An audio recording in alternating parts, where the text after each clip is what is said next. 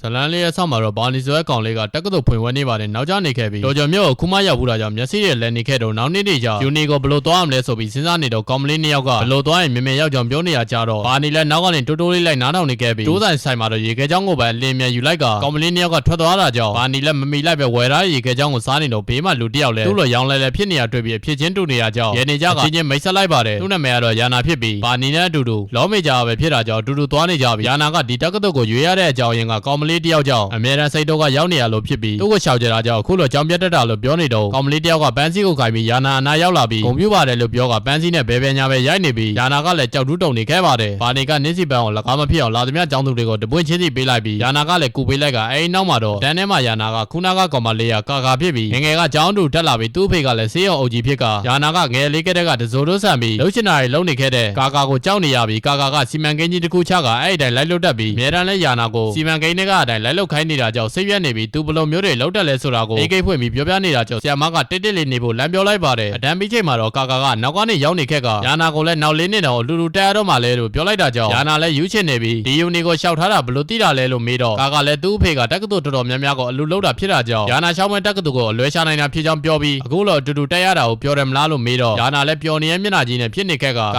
ာကဘာနီနဲ့မိတ်ဆက်နေတော့ထပြေးသွားလိုက်ပြီးကာကလည်းနောက်ကနေပြေးလိုက်သွားခဲ့ကဘာနီလည်းကြားခဲ့တဲ့စာရွက်တွေကိုကောက်နေတော့အမလေးတယောက်ကကူကောက်ပေးနေပြီးသူကယောက်ျားလေးဖြစ်ဖြစ်မိန်းကလေးဖြစ်ဖြစ်ချော်ရဲလာတဲ့သူတွေ့အလိုလိုပျော်နေကြောင်းပြောပြီးဘာနီနဲ့လည်းတငယ်ချင်းဖြစ်တော့ကအတိကောက်မလေးကချီနာမီဖြစ်ကြောင်းသိကအပြင်ရောက်တဲ့ချိန်မှာတော့ကလပ်တော်တော်များများကမန်မာတိုးဖို့အတွက်အပြင်းထန်စူးစမ်းနေကြကဘာနီကလည်းရှောင်နေရပြီးဒီကလပ်ကသူတို့ရဲ့ဖြော်ဆက်ထားတဲ့လက်ဖက်ရည်ကိုတိုက်ကရုတ်တရက်အကအဖွဲကကောင်မလေးတွေကဝိုင်းနာပြီးဂျောင်ရိုက်နေချိန်ကောင်မလေးတယောက်ကဆွဲခေါ်သွားပြီးအဲဒီနောက်မှာတော့ကောင်မလေးရဲ့နာမည်ကလင်နာဖြစ်ပြီးစီနီယာလည်းဖြစ်က Festival Club ကဖြစ်ပြီးသူများတွေလို့တော့အတင်းချက်ခေါ်ပါမဟုတ်ကြောင်းပြောပြီးထွက်သွားချိန်ဘာနီကအမရဲ့နှခမ်းကြီးကရန်လာတာပဲလို့ကဖားလိုက်တော့လေဘောကနန်းလေးတွင်းကိုရသွားပြီးဘာနီလည်းသူ့ရဲ့ဘွားအစ်ကအရာအလုံးအစင်ပြေပြေနဲ့ရွှေရောင်လို့တောက်ဝတ်နေပြီးတနေ့တော့တစုံတယောက်ကိုလည်းသူ့ရဲ့နှလုံးသားတစ်ခုလုံးကိုပေးပြီးချစ်မှလို့တွေးနေပြီးညနေရောက်တော့အိမ်ပြန်ချိန်လမ်းမှာကာနဲ့တွေ့ပြီးအခုချိန်ထိယာနာကိုရှာနေရဖြစ်ကြောင်းသိလိုက်ရကရုတ်တရက်ဖုံးဝင်လာပြီးယာနာကဖုံးဆက်မှန်တီကကာလည်းဖုံးကိုပေးပြီးချက်ချင်းလိုက်သွားကဘာနီရဲ့တွေးထဲမှာတော့တရားပေါ်မှာသူဆိုင်ကတက်ခဲ့ရတဲ့အကြောင်းတွေးနေခဲ့ပါတယ် episode 2လေးရဲ့ဆောက်မှာတော့ဘာနီတယောက်ကျောင်းကိုသွားနေတော့အရှိမရက်ဆောက်နေတဲ့ကာကိုမြင်တော့ယာနာနဲ့ငယ်တုန်းကနေခုချိန်ထိရိုက်ထားတဲ့ပုံတွေကိုပြကအမြဲတမ်းသူနဲ့ရှိချင်တာကြောင့်စောင့်နေတာဖြစ်ပြီးယာနာကနောက်မှရောက်နေချိန်မပြောဖို့ဘာနီကိုချက်ပြလိုက်ပြီးဘာနီကလည်းကာကိုဒီလောက်ဘာပလန်နေဆွဲထားလဲဆိုပြီးစကားဆွဲနေပေမဲ့ကာကသူ့ပလန်တွေကိုဘယ်သူမှမပြောပြဘူးဆိုကအနောက်ကိုလှည့်ချင်ယာနာကိုတွေ့သွားပြီးအပြေးလိုက်သွားပေမဲ့အမိတာကြောင့်ဘာနီကိုပဲဘယ်မှာရှိမလဲပြောပြရင်ပတ်စံပေးမယ်လို့ပြောလိုက်ပြီးဘာနီကလည်းကြောင်နေတာကြောင့်ကိုယ့်ဘာသာပဲရှာတော့မယ်လို့ပြောကသွားလိုက်တဲ့ချိန်အိမ်ရောက်တဲ့ချိန်မှာတော့ယာနာကိုဘာနီကစကားတလေးတော့သူမကိုစကားသွားပြောတင်ကြောင်းနဲ့ကာကတပတ်လုံးစောင့်နေပြီးအမြဲတမ်းယာနာအကြောင်းပဲပြောနေရဖြစ်ကသူနဲ့တာအတူတူရှိနေရဲ့အမြဲတမ်းရဖြစ်နေရပြီးသူ့အတွက်လည်းမကောင်းတာကြောင့်ထားဖို့ပြောလိုက်ပြီးဖလင်ကလပ်ရဲ့ပါတီရှိတယ်လို့ပြောကဘာနီကိုပါအတူတူခေါ်သွားပြီးပါတီပွဲရောက်တဲ့ချိန်မှာတော့ချီနာမီလက်ရှိနေကယာနာကိုနှုတ်ဆက်လိုက်ပြီးကလပ်ထဲဝင်တော့မှလာလို့မေးလိုက်ကယာနာကလည်းလက်ခံလိုက်ပြီးဘာနီကတော့တခြားကလပ်တွေကိုအရင်စုံစမ်းအောင်မယ်လို့ပြောတာကြောင့်ယာနာကိုအဖွဲဝင်အဖြစ်ခေါ်သွားလိုက်ပြီးချီနာမီကကာ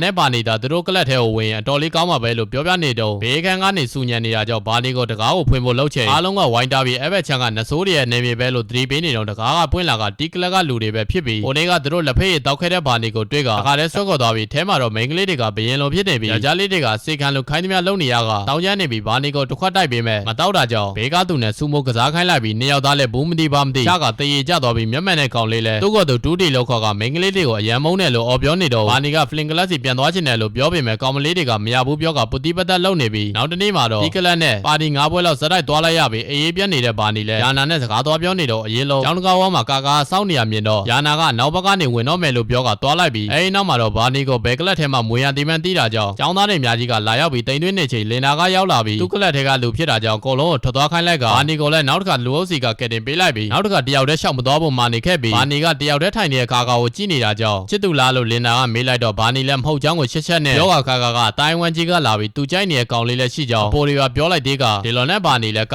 ာနားရောက်သွားချိန်ယာနာဘယ်မှာရှိလောက်မလဲဆိုတဲ့အကြောင်းပဲမေးနေတော့ဒီကလပ်ကကောင်မလေးတွေရောက်လာပြီးပါတီပွဲကိုပြန်သွားဖို့ခေါ်နေတော့ကာနဲ့အတူရှိနေရမြင်တာကြောင့်လာမယ်ဆိုစာပို့လိုက်ဖို့ပဲပြောကထွက်သွားလိုက်ပြီးကာကဘာနီကိုကလပ်ထဲကိုဝင်ဖို့ခေါ်တဲ့လူဘယ်နှယောက်ရှိလဲမေးတော့ဘာနီလည်းအများကြီးရှိတာကြောင့်ရေတက်ဖို့တောင်ခက်နေခဲ့ကကာမှာတော့ကိုမှမရှိကြောင်းတိုးတိုးလေးပြောလိုက်ပြီးသူ့ကိုစကားဘယ်သူမှလာမပြောတာကိုအံ့ဩနေပြီးသူကလည်းယာနာမရှိပဲဘာမှမလုပ်ဖို့စိတ်ကူးထားကခုချိန်မှာတော့ယာနာကပါသူ့ကိုရှောင်နေရကြောင်းတယောက်တည်းလမ်းပြောင်းနေသူတို့ခံစားရပြီးဘာနီလည်းသူနဲ့အတူတူကလပ်တွေလိုက်ရှာဖို့ပြောနေတော့ကောင်မလေးတယောက်ကသူ့ကလပ်အကြောင်းတွေရှင်းပြနေပြီးကော်ပီဆိုင်ခေါ်သွားလိုက်ကတစ်ချိန်လုံးစကားတွေလွတ်နေပြီးညာရောက်တဲ့ချိန်မှာတော့မနာတာကြောင့်ဘာနီနဲ့ကာလည်းမျက်ကွင်းတွေပါချောင်နေခဲ့ပြီးအဲဒီနောက်မှာတော့သူတို့နှစ်ယောက်လည်းတစ်ခါလောက်တော့တွေးကြုံရအောင်အဲဒီကလပ်ကိုသွားကြည့်ဖို့ဆုံးဖြတ်လိုက်ရင် episode 2လေးကပြီးဆုံးသွားခဲ့ပါတယ်ဗျာ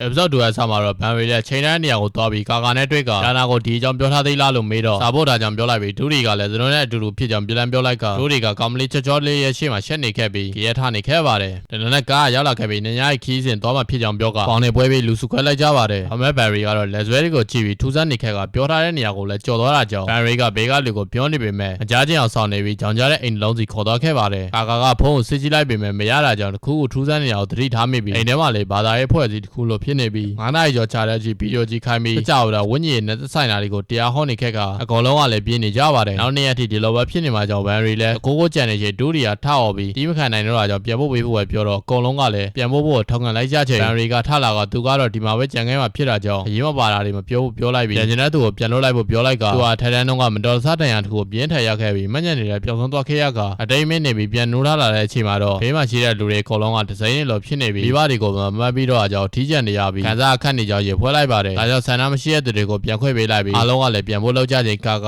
ာပြန်လှည့်လာအကြောင်းဘန်ရီလည်းအားလုံးပြန်လာလို့ရအောင်သူကြံခဲ့တာကိုကာကာကဘာလို့ခွင့်ရေးကိုလက်လွတ်လိုက်တာလဲလို့မေးတော့ကာကာလည်းဘန်ရီကိုတယောက်တည်းပြစ်မထားချင်တာကြောင့်သူတို့ထွက်ပြေးဖို့ချက်စီလိုက်ပြီးအထော်ပေါ်သွားထားမယ်ဆိုတော့တောင်းလိုက်ပြီးအမြန်ပြေးသွားလိုက်ကဗရင်မောင်းကနေခုန်ကြပြီးတော်လေးကိုပြေးသွားလိုက်ကြပါတယ်ဘာသာရေးဖွဲ့စည်းကလည်းနောက်ကနေလိုက်နေကြပြီးတနေရာရောက်တဲ့ချိန်ပေပန်းတာကြောင့်နားနေကြကာကာကသူ့ကိုပြစ်မှတ်ထားနိုင်တာဖြစ်ကြောင်းပြောပြီးဘန်ရီကိုလည်းမလိုပဲဝင်ပါစေမိတာကြောင့်သူ့မားပဲလို့ပြောတဲ့ချိန်ဘန်ရီလက်ခါကောင်ကိုတငယ်ချင်းအစ်တွေရမယ်လို့ထင်ခဲ့ပေမဲ့အခုလိုဖြစ်လာတာကြောင့်သူ့မားပဲလို့ပြောလိုက်ပြီးခါကလည်းငင်းကသူကလပ်တွေပါစိတ်ဝင်စားပဲယာနာရဲ့အကြောင်းကိုပဲသိချင်တာကြောင့်ဘန်ရီနဲ့အတူခင်ရနေရဖြစ်ကြောင်းနဲ့အကြောင်းကလည်းသူ့ကိုပထမဆုံးစကားလာပြောတဲ့သူကလည်းဘန်ရီတွေဖြစ်တာကြောင့်အခုလိုတငယ်ချင်းဖြစ်တာလည်းစိတ်ရင်းနဲ့ဝမ်းသာတယ်လို့ပြောနေခဲ့ပါတယ်ဘန်ရီလည်းတနေ့တော့ယာနာလက်ခံလာပြီးခါကိုအမြဲတမ်းဆွဲလာလိုက်မယ်လို့အားပေးစကားပြောလိုက်ပြီးနေရာလုံးလည်းရည်နေခဲ့ကာကအကြောင်းပထမမိခတဲ့ယာနာကိုဘန်စီကိုရေရွပေးပြီးကွန်ပျူတာချင်ပေမဲ့ယာနာကသူ့ကိုတမင်မပြောပဲတက္ကသိုလ်ကိုရှောက်ခဲ့တာကြောင့်ဒေါသထပ်ပြီးလုံးမိခဲ့တာဖြစ်ကြောင်းပြောပြနေခဲ့ပါတယ်ကာကလည်းသူ့အကြောင်းပဲပြောနေရကြောင်းဘန်ရီကိုလည်းနားကပြောခဲ့တဲ့အကြောင်းကိုမေးတော့ဘန်ရီကသူ့မှာထိမ့်မေယောဂရှိရဆိုတာဘာမှမမိတာကိုပြောတာဖြစ်ပြီးထရန်ပီရဲ့နေ့မှာပဲအိမ်နဲ့တိတ်မွေးတဲ့နေရာကဒရာကိုပြုတ်ကျနေပြီးကလေးကမညံနေအကုန်ပြောက်သွားပြီးဘဝကိုတစ်ပြန်စနေရကဆေးရုံမှာလည်းတနေ့ကူသားမှုခံယူနေရပေမဲ့ခြေနေမထူးပဲဖြစ်နေကအရင်ကတငယ်ချင်းတွေကသူ့ကိုတွေ့ဖို့ခွင့်တောင်းပေမဲ့ဒီနောက်ကသူတို့သိတဲ့ဘန်ရီကခုလက်ရှိအတိတ်မေနေတဲ့ဘန်ရီမဟုတ်တော့အကြောင်းအကုန်လုံးကိုတွေ့ဖို့ညင်လိုက်ပါတယ်ဒါပေမဲ့လည်းချိန်ရရင်တော့ခုကိုမတ်မိမှာဖြစ်တာကြောင့်မညံနေကိုပြန်ရှာဖို့အချိန်တစ်ခုပဲလိုကြောင်းပြောပြနေတော့ကာကလည်းအရင်တော့လိုပြန်ဖြစ်ချင်သေးလားလို့မေးလိုက်ချိန်ဘန်ရီလည်းတစ်ခါလေတော့အရင်ဘဝကိုပြန်သွားဖို့ကြိုးစားချင်မိပြီးအခုလက်ရှိအချိန်တွေကိုအရင်ကမညံနေပြန်ပေါက်ထည့်လိုက်ရင်အခုလက်ရှိဖြစ်နေရတွေကပြောက်ွယ်သွားမယ်ဆိုရင်တော့အရင်ကလိုဖြစ်နေမနေချင်တော့ကြောင့်ပြောလိုက်ပြီးခါကလည်းတိတ်ကဘန်ရီကခုလက်ရှိဘန်ရီကိုတနေရာကနေကြည့်နေလောက်တယ်လို့ပြောနေတော့မီးရောက်နေကိုမြင်တာကြောင့်ပြေဖို့လုပ်ပေမဲ့နောက်ကနေလူတယောက်ကဓမီနဲ့ထိုးကဘာသာရေးဖက်ကလူလို့ထင်နေပေမဲ့နာဖြစ်နေခဲ့ရင် episode 2လေးကပြီးဆုံးသွားခဲ့ပါတယ်ဗျepisode 3လေးရဲ့စမှာတော့ဘာနေနဲ့ခါကာတို့လည်းလင်နာတို့ကလပ်အုပ်စုနဲ့တွေ့တာကြောင့်အဆင်ပြေသွားခဲ့ပြီးနောက်တစ်နေ့ကြောင်ရောက်ချိန်တို့တွေကလည်းဘာနေဘာမှမဖြစ်လို့ပြောနေခဲ့ကချီနာမီနဲ့ယာနာတို့လည်းရောက်လာခဲ့တာကြောင့်ဖြစ်ပျက်ခဲ့တာတွေကိုအကုန်ပြောပြလိုက်ပြီးယာနာကလည်းသူစားတွေပို့နေခဲ့ပေမဲ့ဘယ်သူမှမပြန်တာကြောင့်စိုးရိမ်နေခဲ့တာဖြစ်ပြီးစားတွေပို့ခံရတဲ့ခါကလည်းအပျော်လွန်နေခဲ့ပါတယ်တို့တွေကတန်းရှိတရားကြောင့်စောစောထွက်သွားလိုက်ကယာနာကလည်းချီနာမီကိုတန်းမရှိရင်သူတို့နဲ့အတူတူနေဖို့ခေါင်းကိုပုတ်တက်နေတာကြောင့်နောက်ကရောက်နေတဲ့ခါကလည်းယာနာရဲ့ပခုံးကိုစုပ်ကန်တာကသူ့ကောင်လေးကိုချားကောင်မလေးမြင်နေရဟာအဆင်မပြေဘူးလို့ပြောလိုက်တော့ယာနာကလည်းသူကခါကာရဲ့ချစ်သူမဟုတ်တာကြောင့်ကိုတမောနဲ့ကိုမပြောဖို့ရန်ဖြစ်နေကြပြီးခါကဦးတိဘက်ပြောင်းလိုက်ကချီနာမီကိုပြန်ရရှာနေပြီးနောက်တစ်ခါဒီလိုအခြေအနေတွေ့ရင်လုံးဝအလွတ်မပေးဘူးဆိုကခြေထောက်ကိုလည်းနင်းထားတာကြောင့်ယာနာကချီနာမီဘက်ကဝင်ကာကွယ်ပေးလိုက်ကအတူတူထွက်သွားလိုက်ပါတယ်။ဘာနေလဲဇော်ချွေးပြန်နေတဲ့ခါကိုအဖော်ပြစ်နေပေးခဲ့ကတန်းစင်ကန်တွေကပြန်ထွက်လာချိန်သူမလုပ်ပြီးဆိုပြီးပြောနေခဲ့ကအဲဒီနောက်မှာတော့လင်နာစီအတူသွားလိုက်ပြီးမူမမန်နဲ့ဘာသာရဲ့ဖွဲ့စည်းအကြောင်းကိုလည်းပြောပြလိုက်ပါတယ်။လင်နာကသူတို့ညကိုကလပ်ထဲမဝင်ချင်ဘူးလားလို့ခေါ်လိုက်ပြီးအရင်တော့ချင်းတွေကိုကြည်အောင်မယ်လို့ပြောကလင်နာကသူတို့ဖွဲ့စည်းခေါ်သွားဖို့လုပ်နေတော့ဘာနေကတခုနဲ့ရင်းနှီးနေတယ်လို့ဖြစ်နေခဲ့ပါတယ်။ဒါပြီးတော့ဘာနေနဲ့ခါကလည်းအဖွဲ့မှာအတူတူအကလေးချင်းနေကြပြီးခါကဆေးရုပ်လိုကနေခဲ့တာကြောင့်စိတ်ပြတ်နေပြီးပါဇက်ကနေတော့ယာနာအကြောင်းပဲပြောနေခဲ့ကပြန်ခဲလိုက်ပါတယ်။တန်းထဲမှာတော့တူးတီနဲ့ယာနာတို့ကစာရွက်ပေါ်မှာစာရေးပြီးအပြန်လန်ပြောနေကြကယာနာကချီနာမီကိုချင်းမိနေကြောင်းရေးထားတော့ဘာနီကပါဝေရဲပြီးခါကယာနာကိုယူမှုကြိုက်နေတာကြောင့်သူ့ကိုဘယ်လိုလုပ်မလဲလို့မေးချင်ယာနာလဲခါနဲ့ကိစ္စလုံးဝရှင်းအောင်လုပ်မယ်လို့ပြောလိုက်ပါတယ်။နောက်တနေ့မှာတော့ကော်ဖီဆိုင်မှာချိန်လိုက်ကြပြီးဘာနီလည်းပါလာခဲ့ကခါကသူနဲ့ယာနာနဲ့ဘယ်လိုလိုက်ဖက်ကြောင်ပြဖို့စာအုပ်လိုက်ပါယူလာပြီးသူတို့နှစ်ယောက်ကအိမ်ကနီးတာကြောင့်ကြောင်းတိုင်းလည်းအတူတူပဲဖြစ်မှာဖြစ်ကြောင်းပြောကငယ်လေးကလေးကသူတို့နှစ်ယောက်ကအမြဲတမ်းအတူတူရှိခဲ့တဲ့အကြောင်းပြောပြနေပြီးအဲတုန်းကလည်းယာနာကသူ့ကိုသဘောကျတယ်လို့ပြောခဲ့တာကြောင့်ကလေးကလက်ထပ်ဖို့ဆုံးဖြတ်ခဲ့တာဖြစ်ကြောင်းပြောကယာနာကတော့ခုကကလေးရွယ်မဟုတ်တော့တာကြောင့်ရင်ကကိစ္စတွေကိုထင်မပြောဖို့ပြောနေပြီးသူကြိုက်နေတဲ့ကောင်မလေးတယောက်ရှိနေပြီဖြစ်ကြောင်းပြောကအဲဒီသူကခါကမဟုတ်ပဲချီနာမီဖြစ်ပြီးသူမကိုလည်းဒုက္ခမပေးဖို့ပြောတော့ခါကလည်းစိတ်ဆိုးတော့ကအမြဲတမ်းသူ့အနာရှိနေပေးတဲ့သူကိုမရွေးပဲဘာလို့တခြားသူကိုရွေးရတာလဲလို့ပြောကဒေါသထွက်ပြီးအရင်ကဖြစ်ခဲ့တဲ့အမတ်တရားတွေကိုကုန်မေးပြလိုက်ဖို့အော်ပြောကယာနာကလည်းထွက်သွားလိုက်ပါတယ်အသေးကွဲသွားတဲ့ခါကကိုဘာနီကနေတိုက်ပေးနေကအ အဲ့ဒီနောက်မှာတော့ရောကာမမကစိတ်ညစ်နေဒီညသူ့ပွဲမှာလာပောက်ကွဲဖို့မိတ်ဆက်လိုက်ပြီးကာကာကလည်းလိုက်သွားလိုက်ကဝယ်စားတွေပါပုံစံပြောင်းပြီးစင်ပေါ်တီပါတက်အောင်နေတာကြောင့်ဘာနီကပဲမနှဲဆွဲလိုက်ရကရောကာမမကသူ့စင်ပေါ်တီပါတက်လာတာကြောင့်မောင်းထုတ်လိုက်ပါတယ်အိမ်မရောက်တဲ့အချိန်တဲကွင်းနာကြနေတဲ့ကာကာကိုဘာနီကအားပေးတလို့နဲ့ဖွင့်ပြောလိုက်ကမနှဲကြရင်တော့အိတ်ကိုချန်ပြီးပြေးခဲ့ရတာကြောင့်ပြန်သွားယူရမယ်လို့ပြောလိုက်ကကာကာလည်းအဆင်ပြေနေပြီးအိမ်ပြန်သွားလိုက်ချိန်ဘာနီကိုညင်းပယ်ခံရမှာကိုစိုးရိမ်နေတာဟာကိုယ်တိုင်ညင်းပယ်ခံရတာနဲ့အတူတူပဲလို့စာတစောင်ပို့လိုက်ကဘာနီလည်းအိမ်ကိုခဏပြန်သွားပြီးအရင်ကအကြောင်းတွေကိုသိချင်တာကြောင့်ပြန်ဆက်စုနေတဲ့အချိန်လင်နာနဲ့အတူတူရိုက်ထားတဲ့ပုံကိုတွေ့သွားရင် episode 3လေးကပြီးဆုံးသွားခဲ့ပါတယ်ဗျာepisode 4လေးရဲ့စမှာတော့ဘာနီလဲလင်နာနဲ့အတူတူရိုက်ထားတဲ့ဓပုံတွေ့ပြီးမှန်ညံပြောင်းဆုံးခဲ့တဲ့တရားသွားကယာနာကဖုံးဆက်လာခြင်းလုံးလုံးကုန်မိနေပြီးတိုဂျိုမျိုးကိုပြန်လာချိန်ဘေးမှာအတိတ်ကဘာနီကခန္ဓာမရှိပဲစိတ်ပဲရှိနေပြီးအခုလက်ရှိဘာနီအစ်စ်ပြန်မွေးဖွားလာတာကိုစောင့်ကြည့်နေခဲ့ပါတယ်အဲဒီနောက်မှာတော့ခါကာကဘာနီကိုညင်းလိုက်ပြီးတငယ်ချင်းကောင်းအဖြစ်ပဲနေရအောင်လို့ပြောကမန်သေးလေးကိုလက်ဆောင်ပေးလိုက်ပြီးဒါကသူတို့နှစ်ယောက်ရဲ့ခင်မင်မှုတင်နေတာပဲလို့ပြောလိုက်ပါတယ်နောက်တနေ့မှာတော့ဘာနီနဲ့ယာနာလည်းကြောင်းလာနေတော့ကာကာနဲ့တွေ့ချိန်ကာကာကသူ့ရဲ့စီမံကိန်းအစ်စ်တစ်ခုအကြောင်းပြောပြီးသူတို့နှစ်ယောက်ကအရင်ဘွားကလေးကတငယ်ချင်းကောင်းတွေဖြစ်ကကာကာကအရင်ဘွားကလာရှင်ပဲဖြစ်ပြီးဘာနီကလမ်းပြတဲ့သူတယောက်ဖြစ်ကမနက်တိုင်းသူ့ကိုတိမ်ငဲတွေပို့ပေးပြီးယာနာကတော့မုတ်ဆိုးတယောက်ဖြစ်တယ်လို့ပြောကရုပ်ကိုကြည့်ပြီးဘာကိုညှစ်လိုက်တာကြောင့်ဒီကောင်လိုတွန်းရနေခဲ့ကဘာနီနဲ့ယာနာလည်းဒီတိုင်းလစ်လို့ရှိလိုက်ဖို့ပြောနေတဲ့အချိန်လင်နာကလမ်းခေါ်တာကြောင့်တွားလိုက်ပြီးယာနာနဲ့လည်းမိတ်ဆက်ပေးလိုက်ကယာနာစီးရင်သွင်းထားတဲ့ဆရာကအရန်ဆိုးချောင်းအကြံပေးလိုက်တော့ချက်ချင်းပဲပြေဖို့ပြေးသွားပြီးကာကာကိုလည်းအယူမလို့ခေါ်လိုက်ပါတယ်အဲဒီနောက်မှာတော့ခါကာနဲ့ဘာနီတို့လည်း Festival Club ကိုဝင်ဖို့ဆုံးဖြတ်လိုက်ကြပြီးဘာနီကတော့လင်နာကိုကြည့်ကတကူကူကသူ့ကိုဖုတ်ကွယ်ထားမှတည်နေခဲ့ပါတယ်အဲဒီနောက်မှာတော့ Club ကိုအတူတူသွားကြရင်ခါကာကကိုယုံကြည်မှုရှိနေခဲ့ကနေတိုင်းတိုးတက်အောင်ကြိုးစားတော့မယ်လို့ပြောပြီးဘာနီကိုလည်းသူ့လိုသာမကြိုးစားရင်တငယ်ချင်းကမဟုတ်တော့ပဲငင်းခံလိုက်ရတဲ့သူပဲလို့စကားကြုံပြီးပြောပြီးသွားကအသေးချင်းအောင်ဆောင်နေလိုက်ပြီးကလပ်ထဲကိုသွားဖို့ပဲစကားလည်းကြောင်းလွှဲလိုက်ပါတယ်ကလပ်ထဲရောက်တဲ့ချိန်မှာတော့ဘာနီနဲ့ခါကလည်းကောင်းဝင်လေ့ကျင့်နေခဲ့ကခါကတန်ကြီးတက်နေတဲ့စီးရုပ်လိုကားနေတာကြောင့်အကောင်လုံးကလည်းသူ့အတွက်စိုးရိမ်နေကြပါတယ်ညနေပြန်ဖို့လုပ်တဲ့အချိန်ခါကသူ့ထက်အကတော်နေတဲ့ဘာနီကိုတစ္ဆပေါင်းလို့ခေါ်နေခဲ့ပြီးပထမရက်မှာနေစိတ်တကြနေခဲ့ကငိုနေခဲ့ပြီးကော်ပီဆိုင်အောင်ခေါ်သွားတဲ့အချိန်မှာတော့ချက်ချင်းကြီးပဲပြန်ကောင်းသွားကကော်ပီတောင်ရဲ့နှာခေါင်းမှာပေးသွားတာကြောင့်ဘာနီလည်းသူ့ကိုပေးထားတဲ့မှန်ကိုထုတ်ပေးလိုက်ကခါကလည်းဒီကဘာမှာသူ့ကိုနားလဲပြီးအမြဲတမ်းခွင့်လွှတ်ပေးတတ်တဲ့သူကဘာနီတရားဝဲရှိရဖြစ်ကြောင်းပြောလိုက်ပြီးသူကလင်နာကိုလည်းအားကြတာဖြစ်ကြောင်းနဲ့လင်နာကအမြဲတမ်းစနစ်တကျနေတတ်ပြီးလာလဲလာတယ်လို့ပြောကရီးစားလည်းရှိလောက်တယ်လို့ပြောချိန်ဘာနီလည်းမျက်နှာပြက်နေခဲ့ပါတယ်ညာရတဲ့အချိန်မှာတော့ဘာနီကသူလင်နာနဲ့ရိုက်ထားတဲ့ပုံကိုကြည့်နေခဲ့ကအရင်ကသူဆေးရုံမှာဆေးကုသမှုခံယူနေတော့ညဘက်ရရင်တောတောင်ဘက်မှာအလဲရောင်တစ်ခုအမြဲတမ်းရှိနေတာကိုမြင်ရတယ်လို့ပြောတော့ဆရာဝန်မလေးလည်းခေါင်းထိထားတာကြောင့်ရှောက်ပြောနေရထင်ပြီးအချိန်မှအိပ်ဖို့ပဲပြောလိုက်ပါတယ်ညာရတဲ့အချိန်မှာတော့ဘာနီလည်းအိပ်ဖို့ကြိုးစားနေတော့ခါတိုင်းလိုမီးရောင်လေးတွေတွေ့ပြီးသူ့ကိုခေါ်နေသလိုခံစားနေရတာကြောင့်သွားကြည့်ဖို့စိတ်မထိန်နိုင်ဖြစ်ကဆေးရုံကခိုးထွက်သွားလိုက်ပြီးတောထဲမှာမြောက်တကောင်လိုပြေးနေခဲ့ကတနေရာရောက်မှာတော့ရှော့ကျသွားခဲ့ပြီးမီးထိုးနေတဲ့လူတယောက်ရှိကိုသွားခဲ့ကဘာနီလဲသူကဒီနားကဆေးရုံကလာတာဖြစ်ပြီးသူ့ခန်းကနေဒီလင်းရောင်ကိုခဏမြင်နေရတာကြောင့်အခုလိုလာရှာတာဖြစ်ကြောင်းပြောပြလိုက်ကဆေးရုံမှာကအမြဲတမ်းစောင့်ကြည့်ခံနေရတာကြောင့်မွန်းချက်နေပြီးပြင်းတာကြောင့်ခုလိုထွက်ပြေးလာကညဘက်ကြီးတယောက်တည်းခြောက်သွားနေရလဲလို့မေးတော့ကောင်ပလေးလဲသူငယ်ချင်းကဆေးရုံတင်လာရတာဖြစ်ပြီးသူ့ကိုလည်းမတွေ့ရတာကြောင့်တိုဂျိုကကောလိပ်ကိုပဲသွားလိုက်တော့မှလို့ပြောပြီးဘာနီကိုလည်းတိုဂျိုကိုလိုက်ခဲ့ဖို့ခေါ်လိုက်ပါတယ်အဲဒီနောက်မှာတော့အတိတ်မင်းနေရဘာနီလဲဆေးရုံကဆေးရင်တိုဂျိုကိုသွားဖို့အကြောင်းဖန်လာပြီးအဲဒီကောင်မလေးကလင်နာမဲ့အခုမှမမိသွားခဲ့ပါတယ်ဒါကြောင့်ပဲဘာလို့အခုသူ့ကိုမပြောတာလဲလို့အတွေးတွေရှုပ်နေခဲ့ပြီးအရင်ကဘာနီကတော့လင်နာသူ့အတွက်ဘလို့လိုလဲဆိုတာကိုသိနေခဲ့တဲ့သူဖြစ်နေခဲ့ရင် episode 4လေးကပြီးဆုံးသွားခဲ့ပါတယ်ဗျာepisode 5ရဲ့စမှာတော့ဘာနီကခန်းထဲမှာရောက်နေတဲ့အချိန်သူ့ရဲ့ပွဲရင်ကြီးမှာနာမည်မပါတဲ့ကြောင့်ဝမ်းနဲ့နေခဲ့ပြီးငိုနေခဲ့ကလင်နာကသူ့နာမည်ပြန်ထည့်ပေးဖို့အကုန်လုံးပြန်ပြောလိုက်ပြီးနှစ်သိမ့်ပေးနေခဲ့ပါတယ်နောက်ဆက်ပွဲပြီးတဲ့အချိန်မှာတော့ဘာနီကလင်နာကိုဖွင့်ပြောလိုက်ကအပြေကိုချက်ချင်းတောင်းနေပြီးလင်နာကလည်းတညာလောက်စဉ်းစားလိုက်အောင်ပဲဆိုကလာနေကြတရားမှာစောင့်နေဖို့ပြောလိုက်ပါတယ်ဒါကိုအရင်ကဘာနီကလည်းပြန်တွေးနေခဲ့ကနောက်တနေ့မှာတော့ဘာနီကကလက်ကနေအကောင်းစားဖက်နဲ့တစုံကသူနဲ့ကွက်တီပဲဖြစ်နေတာကြောင့်အကုန်လုံးကဝိုင်းအားကြနေကဝယ်လိုက်ဖို့အကြံပေးနေပြီးအဲ့ဒီဖက်နဲ့ကလင်နာပိုင်နာဖြစ်ပြီးတော်လဲသူကိုသတင်းကျိုး promotion မို့တဝက်ဈေးနဲ့ရောင်းပေးမယ်ပြောထားတာကြောင့်ဘုံစင်းချမ်းနဲ့ဘာနီကလည်းဝယ်ဖို့ဆုံးဖြတ်လိုက်ပါတယ်လင်နာရောက်လာတဲ့အချိန်မှာတော့သူ့ရဲ့ဂျူနီယာလေးမို့ပြားမမယူပဲလက်ကားပေးလိုက်ကဘာနီလည်းလက်ကားရလို့ပြောနေတော့အရင်ကလက်ခေါင်းဆောင်ကရောက်လာပြီးလက်ဆောင်တွေယူလာတယ်လို့ပြောကဖွင့်ကြည့်လိုက်တော့ရက်တောင်ကြီးဖြစ်နေပြီးအကုန်လုံးကမကြိုက်ပဲနိုးလို့ပြောတာကြောင့်အရင်ကလက်ခေါင်းဆောင်လည်းစိတ်ရငယ်သွားခဲ့ပါတယ်အဲဒီနောက်မှာတော့ခါကဘာနီကိုလင်နာနဲ့အကြောင်းမှာတခုခုဖြစ်နေရလားလို့မေးလိုက်ပြီးဘာနီတခုထူးခြားနေရကိုလည်းတီးနေတဲ့အချိန်ချီနာမီကရောက်လာပြီးပါတီပွဲလုံးမှာဖြစ်တာကြောင့်အကုန်လုံးဖိတ်ပေမဲ့ယာနာကမလာဘူးဆိုကထွက်သွားလိုက်ပါတယ်လော်နဲ့ဘာနီလည်းချီနာမီကိုခါနဲ့အတူလာခဲ့မယ်လို့ပြောလိုက်ပါ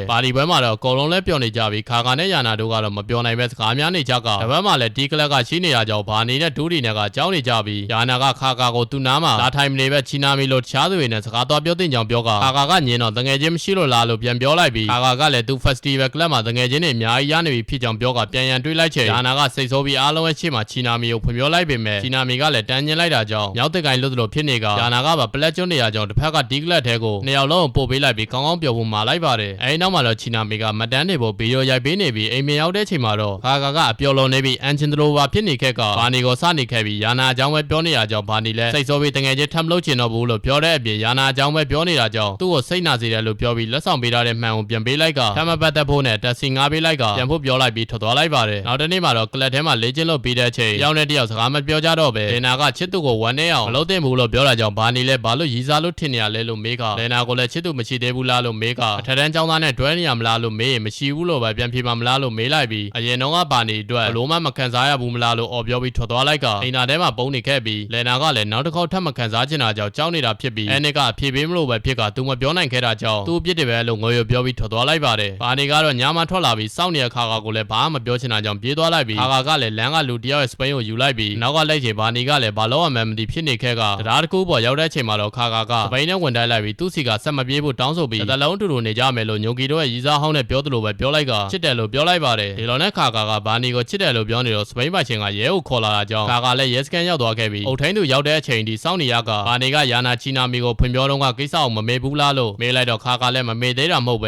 ချီနာမီကသူ့မှမရှိတဲ့ချက်တွေရှိပြီးပျော်စရာကောင်းတဲ့ပတ်ဝန်းကျင်နဲ့ငွေချင်းအစ်စ်တွေလည်းအများကြီးရှိတာကြောင့်သူ့ကိုအားချနေရကသူ့ကိုညင်းချင်လည်းညင်းလို့ရတယ်လို့ဘာနီကိုပြောပြီးဘာနီကလည်းသူညင်းမှမဟုတ်ကြောင်းပြောနေတော့ခါကာရဲ့အဖေကရောက်လာခဲ့ကညင်ညင်တတလေးခေါင်းကိုထူပေးလိုက်ပြီးဘာနီကိုလည်းတောင်းပန်နေခဲ့ကသူသမီးနဲ့ခင်မင်မပြတ်စေဖို့တောင်းဆိုနေချိန်ခါကာကဘာနီယာသူ့ရဲ့တငယ်ချင်းမဟုတ်ပဲသူ့ရဲ့ကောင်လေးလို့ပြောလိုက်ပါတယ်ဘာနီအိမ်ပြန်ချင်မှာတော့လင်နာကစာရီတောက်လျှောက်ပို့နေပေမဲ့မပြန်ဖို့ပဲထားလိုက်ပါတယ်နောက်တနေ့မှာတော့ဘာနီကျောင်းသွားတဲ့အချိန်ခါကာကကြိုစောင်းနေပြီးရီစားအစ်စ်လေးကိုနှုတ်ဆက်နေကသူကမပြောပဲလိုက်သိချင်တာဖြစ်ပြီးတစ္ဆာရှိတဲ့ခွေးလေးလိုပေါ်လို့ပြောလိုက်တဲ့အပြင်နောက်တစ်ခါဆိုတိုက်ကန်းရှိတီလာစောင်းနေရင်ဒီတဲ့အချိန်ပိုကြတွေ့ရမှာဖြစ်ကြောင်းပြောနေတာကြောင့်ဘာနီကအလောက်ထိမလို့ကြောင်းပြောကခါကာကချစ်လုံးလာကြောင်းလို့ပြန်ပြောတဲ့အချိန်ဘာနီကထားရည်နေပြီးနှစ်ယောက်လုံးကထူးဆန်းနေရကြောင်းလူတွေကပါဝိုင်းကြည့်နေပေမဲ့နှစ်ယောက်သားကတော့လက်တွဲပြီးသွားနေကြပါတယ်ခါကာကသူ့စီကိုတော့လာတွေးလို့မရကြောင်းပြောချိန်ဘာနီကသူ့ကိုမြခါကာရဲ့မိဘတွေကသဘောမတူတာကြောင့်လားလို့မေးတော့သူ့ရဲ့မိဘကသမီးလေးရဲ့အကြောင်းကိုသိပြီးဘာနီကိုဒုက္ခမရောက်စေချင်တာကြောင့်လို့ပြောလိုက်ကကြောင်းနဲ့ပြန်ဝင်ဖို့လုပ်ချိန်ဒူးရီနဲ့တွေ့ပြီးဒူးရီရှေ့မှာရိုပြနေတာကြောင့်ခေါင်းကိုချုပ်ထားလိုက်ပါတယ်အဲဒီနောက်မှာတော့ခေါင်းပြောင်ထားတဲ့ယာနာကရောက်လာပြီးဘာနီနဲ့ခါကာတွဲနေကြမှန်တည်သွားပေမဲ့သူ့အတွက်ကအံ့ဩမနေပဲဒီလိုဖြစ်မဲ့ဆိုတာကြိုတင်ခမန်းသိရှိနေပြီးခါကာရဲ့တန်တွေကိုခံနိုင်မဲ့သူကဘာနီပဲရှိတယ်လို့ပြောလိုက်တော့ခါကာကယာနာကိုအတန်သေးသေးလေးနဲ့ဂျီနာမီရဲ့အငင်းခံရတာတော့အေးဆေးနေနိုင်သေးတာပဲလို့စနေပြီးအတန်သွားမှဖြစ်တာကြောင့်ဘာနီကိုအလွမ်းတဲ့တွေကဒူးရီကလည်းအမြန်သွားဖို့ online မှာသွားလိုက်ပြီးယာနာကတော့စိတ်တက်ကြနေခဲ့ကဂျီနာမီရောက်လာချိန်မျက်နှာချင်းမဆိုင်ချင်တာကြောင့်ချင်းပြေးထွက်သွားပြီးဂျီနာမီကလည်းသူဘာလုံးမိတာကြောင့်အခုလိုပြေးသွားတာလဲလို့ပြောနေတော့လင်နာကရောက်လာချိန်ဘာနီကထွက်ပြေးသွားလိုက်ပါတယ်အဲနောက်မှာတော့ဘာနီနဲ့ခါကာကအမြဲတမ်းတွဲသွားနေကြကလင်နာလည်းနေတိုင်းစာဖို့နေပေမဲ့ဘာနီကတော့ဘယ်တော့မှစာမပြန်ပဲဖြစ်နေခဲ့ပါတယ်တနေ့မှာတော့ဘာနီအိမ်ကိုခါကာကလာလည်မှာဖြစ်တာကြောင့်လူကြီးစာအုပ်တွေနဲ့ပူပေါင်းမှုတဲ့ဟာတွေကိုတိမ့်နေတော့ခါကာကရောက်လာခဲ့ကဂျက်ဖာကိုမနေတာကြောင့်ဘာနီလည်းချွေးတွေပါပြန်နေခဲ့ပြီးအိမ်ကနေအတီးရွက်တွေလာပို့ထားတာကြောင့်နည်းနည်းလေးနေရဖြစ်ကြောင်းပြောကအထဲမှာပါတာတွေကိုဆက်စုဖို့လုပ်နေတာကြောင့်ဘာနီကတားလိုက်ပြီးကော်ဖီတောက်ချင်လင်နာနဲ့ဘာဖြစ်နေရလဲလို့မေးလိုက်တော့ကော်ဖီတွေပါပြန်ထွက်ကုန်ကအရင်နေ့ကဘာနီနဲ့ခါကာကအစင်မပြေဖြစ်တာကြောင့်လင်နာကဒီတိုင်းစိတ်ပူတာဖြစ်ကြောင်းပြောနေချိန်ဂျက်ဖာကိုတင်ဖွင့်လိုက်တော့အထဲမှာမမြင်သင့်တာတွေကိုမြင်သွားပြီးကြာခက်သွားကကတဲ့ပေါ်မှာလဲကျသွားပြီးကာကာကသူတို့နှစ်ယောက်ရည်စားဖြစ်တာမကြသေးတာကြောင့်ကိုလိုလုပ်ဖို့စောသေးကြောင်းပြောကသူ့ရဲ့အတွေ့ကပထမဆုံးအချိန်ကိုဘဲရစ်မှာဖြစ်ချင်ကြောင်းပြောလိုက်ပါတယ်ဒေသွားဝယ်ပေါ်ပြင်ထွက်ချိန်အီဖက်တာဝါကိုမြင်ပြီးမစောင့်နိုင်ဖြစ်နေကြကဓာတ်လေကားထဲမှာတော့ရော်ကာမမကိုဘာနီနဲ့ခါကာနဲ့ကအမတ်မိပဲဖြစ်နေပြီးနှစ်ယောက်သားအတူတူလမ်းလျှောက်ချိန်ဘာနီစီဖုံးဝင်လာကအတန်ချိုချိုနဲ့ကောက်မလေးကဘေးရင်ကဖြစ်နေပြီးခန်းထဲကရေယိုနေရကြမြန်မြန်ပြန်လာဖို့ပြောတာကြောင့်ဘာနီလည်းအိမ်ချက်ချင်းပြန်သွားချိန်ရော်ကာမမပဲဖြစ်နေပြီးမနက်ကဓာတ်လေကားထဲမှာတွေ့ရတယောက်ဖြစ်နေမှန်းတည်သွားခဲ့ပါတယ်ဒီချင်းလည်းဖြစ်နေပြီးလင်နာကိုဘာနီကရှောင်နေရကြောင်းခုလိုလင်ကော်တာဖြစ်ပြီးရောဆက်ရှိရမြန်မြန်ပြောဖို့ဖင်ကိုစောင်းကန်လိုက်တာကြောင့်ဘာနီလည်းလင်နာကိုခန်းထဲခေါ်သွားလိုက်ပြီးလင်နာလည်းတောင်းပန်ပါတယ်လို့ပြောနေတာကြောင့်ဘာနီကမျက်ရည်တွေယူလာပြီးသူတို့နှစ်ယောက်ရဲ့အကြောင်းကိုပြောပြဖို့မေးလိုက်တော့လင်နာကလည်းထက်တန်းတော့အရန်ခင်ကြတာဖြစ်ပြီးမောင်နှမလိုတောင်ဖြစ်နေခဲ့ကကျောင်းလုံးဆက်ပွဲနောက်ဆုံးနေ့မှာဘာနီကသူ့ကိုဖွင့်ပြောခဲ့တာဖြစ်ပြီးတရားပေါ်မှာဖြေပေးဖို့စီစဉ်ခဲ့ပေမဲ့နောက်ကျမှရောက်သွားခဲ့ပြီးဘာနီကတရားပေါ်ကနေခွေးကြကြနေမှန်းသိက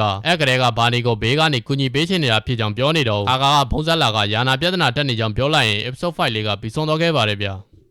episode 6ရဲ့အစမှာတော့တန်ကြောင်သားလေးဘာနီကလင်နာကိုစောင်းနေခဲ့ပြီးမလာသေးတာကြောင့်ခန်းရှိကိုသွားချိန်လင်နာကဘာနီကိုနည်းနည်းမှသဘောမကျကြောင်ပြောနေတာကိုကြားလိုက်ရပြီးစိတ်ပြတ်သွားခဲ့ပါတယ်ဒီလိုနဲ့ဘာနီလည်းလင်နာကိုကြောင်းမှတွေ့တိုင်းအမြဲတမ်းရှောင်နေခဲ့ပြီးတနေ့မိုးရချိန်မှာတော့မိုးရထဲမှာတယောက်တည်းစောင်းနေတဲ့လင်နာကိုမြင်ပြီးလင်နာကသူအဲ့လိုပြောခဲ့ပေမဲ့စိတ်ကဆန်းကျင်ပဲဖြစ်နေတာကြောင့်ခွင့်လို့ဖို့တောင်းပန်ပြီးဘာနီကလည်းအဲ့ဒီအချိန်မှာစကားပြန်ပြောခဲ့ပါတယ်ဒီလိုနဲ့ဒီဘက်မှာတော့ခါကာကဘာနီကိုဖုံးဆက်ပြောကယာနာကပြန်သွားပြီဖြစ်တာကြောင့်အိမ်ကိုလိုက်သွားဖို့ပြောလိုက်ပြီးအတိတ်ကဘာနီကတော့လင်နာကိုချင်းနေသေးပေမဲ့ခုလက်ရှိမှာတော့ခါကာနဲ့ရီစားဖြစ်နေရအောင်တွေးနေပြီးဘာနီတယောက်ယာနာအိမ်ကိုရောက် က်သွားချိန်ကောင်မလေးတယောက်ကယာနာကိုအတင်းလိုက်ခတ်ဖို့ကြိုးစားနေအောင်မြင်ပြီးအချောက်လွန်ဟန်ဆောင်ကကောင်မလေးကိုသူတို့နှစ်ယောက်ကြားမခွဲဖို့ပြောပြီးမောင်းထုတ်လိုက်ကဘာနေခန်းနဲ့ရောက်တဲ့ချိန်မှာတော့ယာနာကိုဘာဖြစ်ခဲ့တာလဲလို့မေးချိန်ယာနာကလည်းချီနာမီနဲ့ကြောင်းမှတွေ့ပြီးစကားလာပြောတာကြောင့်သူညင်းခံရမှာကိုအားလုံးသိမှဆိုပြီးဒီတသက်စကားလာမပြောဖို့ပြောလိုက်ပေမဲ့အကုန်လုံးကသူညင်းခံရမှာကိုသိနေပြီးချက်ချင်းအိမ်ပြန်ပြေးသွားဖြစ်ကြောင်းပြောပြလိုက်ကစိတ်ညစ်နေတာဖြစ်တာကြောင့်ဘာနေကကိုပြန်ကြည့်ဖို့မှန်ထုတ်ပေးလိုက်ပေမဲ့သွားကြမှညှိနေတဲ့ရင်ကြီးဖက်ကိုပဲတွေးတာကြောင့်ယာနာကိုယုံကြည်မှုရှိဖို့ပြောလိုက်ပြီးကိုညီပေးမဲ့ပြောကတူဒီကိုဖုံးဆက်ပြီးယာနာကိုအားပေးဖို့အတွက်ပြောလိုက်ပါတယ်ချိန်တိုင်းနေရာကိုရောက်တဲ့ချိန်မှာတော့ဘာနေကိုခါကားစောင့်နေရဖြစ်ကြောင်းနွေးနွေးထွေးကြိုဆိုလိုက်ပြီးယာနာကိုလည်းဒုတိယစောင့်နေရဖြစ်ကြောင်းကြာကြီးနဲ့ကြိုဆိုလိုက်ကယာနာကခါကားပါရောက်နေရကြောင်းစိတ်တုန်နေခဲ့ပြီးခါကားကလည်းသူကဘာနေနဲ့ပဲရှိချင်တာကြောင့်လာခဲ့တာဖြစ်ပြီးနှစ်ယောက်သားရန်ဖြစ်နေချိန်ချီနာမီကဖုံးဆက်လာတာကြောင့်ကန်ရမလားမကန်ရမလားစဉ်းစားနေတော့ခါကားကောက်ကလိုက်ပြီးသူတို့ရှိတဲ့နေရာကိုလာဖို့ခေါ်လိုက်ပါတယ်အဲဒီနောက်မှာတော့ဘာနေနဲ့ခါကားလက်မယုံမှာစောင့်နေချိန်ချီနာမီကပြေးလာခဲ့ကယာနာပါအတူရှိကြောင်ကြားရပြီးလာခဲ့တာကြောင့်ပြောပြရနဲ့ခေါက်ဆဲထုတ်တွေပါယူလာမိပြီးခါကားလည်းအမြင်ကက်နေခဲ့ကနောက်တစ်ခါသူ့ငယ်ချင်းယာနာကိုစိတ်ပြအောင်မလုပ်ဖို့ပြောနေရကြောင်းချီနာမီလည်းသူနဲ့ယာနာကိစ္စကိုဘာမှလာပြောစရာမလိုဘူးပြောကခါကားကဘာနေနဲ့ချစ်သူတွေဖြစ်နေတာကြောင့်ကိုကိစ္စကိုပဲအာယုံဆိုင်ဖို့ပြောလိုက်ပြီးခေါက်ဆဲကိုပြန်တောက်ဖို့အိတ်ကန်းလိုက်ချိန်ကျိုးကပြတ်သွားတာကြောင့်အထက်ကကင်မရာကိုစိုးရိမ်စည်းနဲ့ကြည့်နေပြီးခါကားကိုဗီဒီယိုရိုက်ထားကယာနာကသူ့ကိုဘယ်တော့မှစကားလာမပြောဖို့မှာထားတာကြောင့်သူ့အတွက်လည်းခက်ခဲနေရဖြစ်ကြောင်းတနာပြနေချိန်ခါကားကသူ့မျက်နှာကိုခေါက်ဆဲတုံးနဲ့ကတ်ထားလိုက်ပြီးဘာနေရှိမှချစ်စရာကောင်းအောင်နေပြတာဟာသူတယောက်တည်းကပဲဖြစ်ရမယ်ဆိုကမငိုဖို့တားနေပြီးချီနာမီကဘာနေကိုဗီဒီယိုရိုက်ဖို့ကင်မရာလမ်းပေးလိုက်ကအဆင်ပြေနေပြီဖြစ်တာကြောင့်ကင်မရာလမ်းပေးလိုက်ကအဆင်ပြေနေပြီဖြစ်တာကြောင့်ခါကားကိုလည်းလွတ်ဖို့ပြောလိုက်ပြီးကြောင်တော်လမ်းလျှောက်နေခဲ့ကနှစ်ယောက်သားလည်းဘာမှမသိပဲရည်နေခဲ့ပါတယ်အဲဒီနောက်မှာတော့သူတို့လည်းကစားကွင်းသွားကြပြီးရိုလာကိုစတာစီးလိုက်တဲအိမ်ဝင်လိုက်နာနာနဲ့ချီနာမီကလည်းပိုပြီးအဆင်ပြေနေကြပါတယ်ညာတဲ့အချိန်မှာတော့အိမ်မှာအတူတူမုတ်စားနေကြပြီးဒူးဒီကလည်းနောက်လဲအတူတူဒီလိုပဲပြောကြမယ်လို့ပြောကအကုန်လုံးအိပ်ပျော်သွားချိန်ဘာနေကနိုးလာကဘေးအိမ်ကတန်ကြားတာကြောင့်လင်နာမန်းတီးပြီးဇာလန်းပိုးလိုက်ပါတယ်အဲဒီနောက်မှာတော့လင်နာကသူ့နိုးနေမှန်ဘလို့တီးတာလဲလို့မေးချေဘာနေကစိတ်ထဲကနေအလိုလိုတီးနေရဖြစ်ကြောင်းပြောတော့လင်နာလည်းအရင်ကသူတို့ပြောဝဲစားထွက်ပြီးညအိမ်မရရင်သူ့မိန်းကလေးခန်းဒီလာခေါ်ရဖြစ်ကြောင်းပြောတော့ဘာနေကသူ့မှာမကောင်းတဲ့အကျင့်တွေရှိရဘောလို့ပြောချေလင်နာလည်းဟိုတကအတွင်းကပြောတော့ဘာနေဘောလို့စားလိုက်ပြီးဘာနေလည်းသူအရင်ကလင်နာကိုချစ်မိနေရကြောင်းခိုးလို့အိမ်မရရင်လင်နာကိုပဲပြင်းပြင်းမိကြောင်းပြောလိုက်ပြီးအဲဒီနှုတ်ဆက်ပဲမှာဘေးဘက်အဖြေကဘာလဲလို့မေးချေလင်နာကဘေးကတီးတာနေရဖြစ်ပြီးနိုးလို့ပြောလိုက်တာကြောင့်ဘာနေကလည်းအရင်ကသူတို့ရဲ့အချင်းကိုပြန်သွားချင်လားလို့မေးလိုက်ချိန်သူရဲ့မသိစိတ်ကပြန်သွားချင်တယ်လို့အော်ပြောမိလိုက်က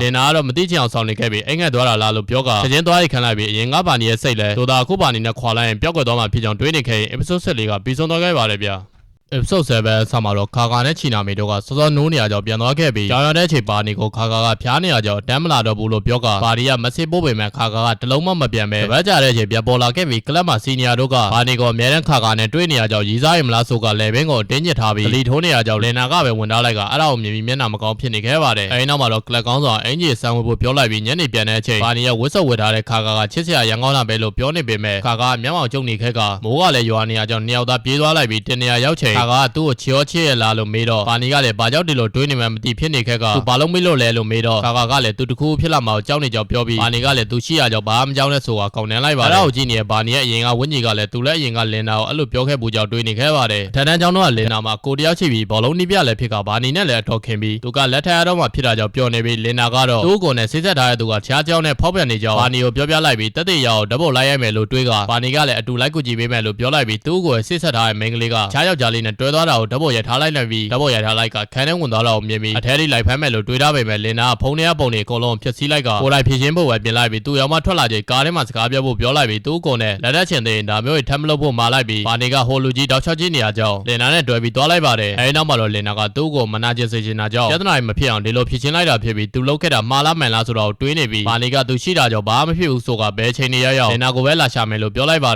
ယ်ဒီလိုနဲ့ဘာနေတယောက်တည်းအဖော်မဲ့နေချေလင်နာကရောက်လာခဲ့ကကာမေးလိုက်တော့ဖျားနေရကြောင်းမလာတာဖြစ်ကြောင်းပြောကလင်နာလည်းဘာနေကိုရေးစားနဲ့အတူမရှိရလို့ဝမ်းနဲ့နေရလားလို့စနေခဲ့ကလင်နာကကောဒီဘက်ဘာလို့မှလဲလို့မေးချေအိမ်ကိုပြန်ရမှာဖြစ်ကြောင်းပြောကသူ့ကိုလည်းသွားကြည့်ပေးရမှာဖြစ်ကြောင်းပြောတော့ဘာနီကအကိုရှိသေးရလားလို့မေးတာကြောင့်လင်နာကဘာနီဘာမမှန်မိမှန်တိသွားကအတန်းတက်ဖို့ပဲနှုတ်ဆက်ပြီးသွားလိုက်ပါတယ်ညာရောက်တဲ့အချိန်မှာတော့အရင်ကဘာနီရဲ့ဝင်းကြီးလဲလင်နာကြောင်းပဲတွေးနေခဲ့ကပြောစရာအများကြီးရှိကြောင်းတွေးနေခဲ့ပြီးဘာနီပြန်နိုးလာချိန်ခဏကထူးဆန်းနေပြီးအရင်ကဘာနီကတီးစိတ်ပြန်ဝင်လာကလင်နာကိုခေါ်နေခဲ့ပါတယ်လော်နဲ့အရင်ကဘာနီကလည်းတီးစိတ်ပြန်ဝင်လာပြီးလင်နာကိုပဲတွေးချင်ကြောင်းပြောနေကချော်လဲသွားပြီးလင်နာနဲ့ဖြစ်ခဲ့တာတွေကိုပြန်မြင်အောင်နေပြီးအခုလက်ရှိဘာနီရဲ့ဖြစ်ပြန်ပြောင်းသွားခဲ့ပေမဲ့လင်နာကိုပဲတွေးချင်ကြောင်းစိတ်ထဲကနေတဖော်ဖော်ပြောနေပြီးပြန်အိပ်ဖို့ပဲလုပ်လိုက်ပါတယ်မနေ့ရောက်တဲ့အချိန်မှာတော့ဘာနီကအကြီးအကျယ်ဖျားနေခဲ့ပြီးလင်နာနဲ့ရိုက်ထားတဲ့ပုံကိုပြန်ချကြည့်ပေမဲ့ဘယ်နေရာမှမတွေ့ပဲဖြစ်နေပြီးခါများယူသွားတာလားလို့တွေးမိလိုက်ကဈေးရုံသွားဖို့လုပ်လိုက်ပေမဲ့လမ်းမှာလည်းလဲနေရကြောင်းရော်ကာမမကဈေးရုံကိုခေါ်သွားပေးလိုက်ပြီးဈေးရုံပြန်စင်းချိန်ရော်ကာမမကဈေးရုံကိုခေါ်သွားပေးလိုက်ပြီးဈေးရုံပြန်စင်းချိန်ကားဝန်ကဘာနီကရော်ကာမမကိုကြောက်ဖို့ကောင်းပေမဲ့စိတ်သဘောထားတော်တော်ကောင်းတာပဲလို့ပြောနေခဲ့ပါတယ်လက်လီကားတဲ့ရောက်တဲ့ချိန်ရော်ကာမမကသူ့ကိုလစ်လူရှူထားကြောင်းဘာနီကတကယ်လို့လင်နာသာဆိုရင်သူ့ကို queue site လိုက်ပေးမှမလားလို့ပြောနေတော့ရောကမမကသူ့ကိုခေါ်တာကြောင့်ခန်းထဲမှာဘာနီကိုဘဲနိုတိုက်နေခဲ့ပြီးအခုလိုဂူးဆိုင်ပေးနေရကြောင်းကျေးဇူးတင်နေခဲ့ပါတယ်ဒေတော့ပြီးရဲ့အချိန်မှာတော့ရောကမမကဘလို့နေသေးလဲမင်းနေခဲ့ပြီးလင်နာကခါကောက်ခေါ်တာကြောင့်ခဏလေးလာတော့မယ်ဆိုကဘာနီကလည်းသူမနေကဖြစ်ခဲ့တာတွေကိုပြန်တွေးနေခဲ့ပြီးသူလင်နာနဲ့သာရှိနေခါကောက်အိမ်မက်ထဲကလူလိုပဲခံစားနေရကအ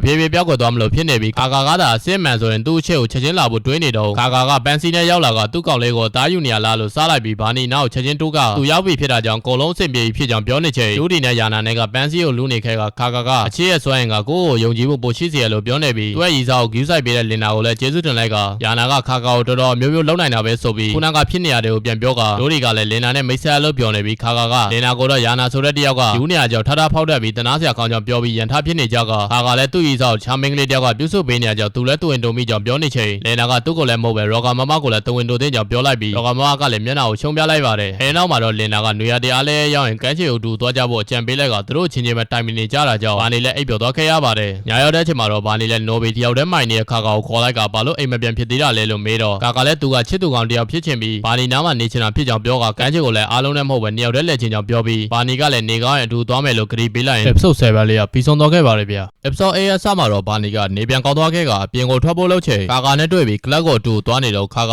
ကသူ့ကိုကလပ်ကသူတွေက robot လို့ခေါ်ကြောင်းပြောလိုက်ပါတယ်ဒီလိုနဲ့ဘာနီလည်းခါကာကရင် robot နဲ့တူနေတာဖြစ်ကြောင်းစနေခဲ့ကရွေရာဒီကြောင်းပေးရကြရင်ယူရအကောက်ကားတော့မှဖြစ်ပြီးအဲ့ဒါပြီးရင်ကန်းချီကိုသွားကြဖို့ပြောလိုက်ပါတယ်အဲဒီနောက်မှာတော့ဘာနီလည်းခါကာသူ့ကိုအမြဲတမ်းလာတွေ့ပေးနေတာကြောင့်နေပြန်ကောင်းတာဖြစ်ပေမဲ့သူ့ရဲ့ပြောင်းနေတဲ့ဓာတ်ပုံအကြောင်းကိုတော့မေးရသေးပဲသူနဲ့လင်နာနဲ့ပတ်သက်ခဲ့တာကိုများတည်သွားပြီလားလို့တွေးနေပြီးအဲ့ဒါကလည်းလင်နာနဲ့ရှိခဲ့တဲ့နောက်ဆုံးခန်းစားချက်လက်ကျန်လေးပဲလို့စဉ်းစားနေခဲ့ပါတယ်ကလပ်ကိုရောက်တဲ့အချိန်မှာတော့ခေါင်းဆောင်က robot လို့စနေပြီးဘာနီကလည်းနေပြန်ကောင်းပြီဖြစ်တာကြောင့်အားလုံးကိုကျေးဇူးတင်နေခဲ့ကကာကာကဘာနီတယောက်ထမင်းတပွဲလုံးကတော့ကိုအောင်စားနိုင်တဲ့အထိနေပြန်ကောင်းနေပြီဖြစ်ကြောင်းပြောတော့စီနီယာဖြစ်တဲ့ဆော်မရှီရဲ့သူတွေလည်းဝမ်းနဲ့နေခဲ့ပါတယ်အဲဒီနောက်မှာတော့ခေါင်းဆောင်ကမကြခင်နွေရာသီမှာကားပြားမှာဖြစ်ကြောင်းကိုပြောကဒေချင်းမို့လည်းနောက်တစ်နေ့ရက်ပဲကြံတော့ဖြစ်ကြောင်းပြောလိုက်ပြီးခေါင်းဆောင်နဲ့လင်နာကရေစုံကနေကားပြားမှာဖြစ်တာကြောင့်ဘာမှပူပူပြောလိုက်ပါတယ်ဒီလိုနဲ့လင်နာတဲ့ခေါင်းဆောင်ကလည်းအရဲရောနေရကြောင်းဘာနီလည်းအဲ့ဒါအောင်မြင်ပြီးစိတ်ထဲမှာတခုခုအလိုမကျဖြစ်နေခဲ့ပါတယ်အဲဒီနောက်မှာတော့အကုန်လုံးပြန်ကြဖို့လုပ်ချင်ပါဒီကခါကာနဲ့ကန်းချီသွားမှဖြစ်တာကြောင့်စီနီယာတို့ကိုသူကဒီမျိုးကမဟုတ်တာကြောင့်ဘလို့ခေါ်တော့ရမလဲလို့မေးလိုက်တဲ့စီနီယာတွေကလည်းဘာနီကိုရီစားလန်းလေးအတွက်ပင်လယ်လေးပြေလောက်နဲ့မရကြောင်းပြောလိုက်ပြီးညဘအေးဖို့ပြောနေရကြောင်းဘာနီကလည်းသူကဘလို့သွားရမလဲပဲသိချင်တာဖြစ်ကြောင်းပြောကဘယ်ရထားနဲ့သွားရမလဲလို့မေးချိန်စီနီယာတွေကလည်းသူ့လိုတထဲသမီးကိုရထားနဲ့မခေါ်သွားပဲကားနဲ့မှအဆင်ပြေမှာဖြစ်ကြောင်းပြောလိုက်ပေမဲ့ဘာနီမာကကားမရှိတာကြောင့်ခက်တွေ့နေခဲ့ပါတယ်ဒီလိုနဲ့ဘာနီမာကားမရှိတဲ့အပြင်ပတ်ဆက်မှမကြံတော့တာကြောင့်အချိန်ပိုင်းအလုပ်လုပ်ဖို့အကြံပေးလိုက်ပါတော့တယ်အဲဒီနောက်မှာတော့ဘာနီလည်းသူအချိန်ပိုင်းအလုပ်လုပ်ဖို့ကာကာကိုပြောကြည့်ပေမဲ့ခွင့်မပြုပဲဘာနီတာအလုပ်လုပ်နေရရင်သူနဲ့တွေ့ချိန်နေတော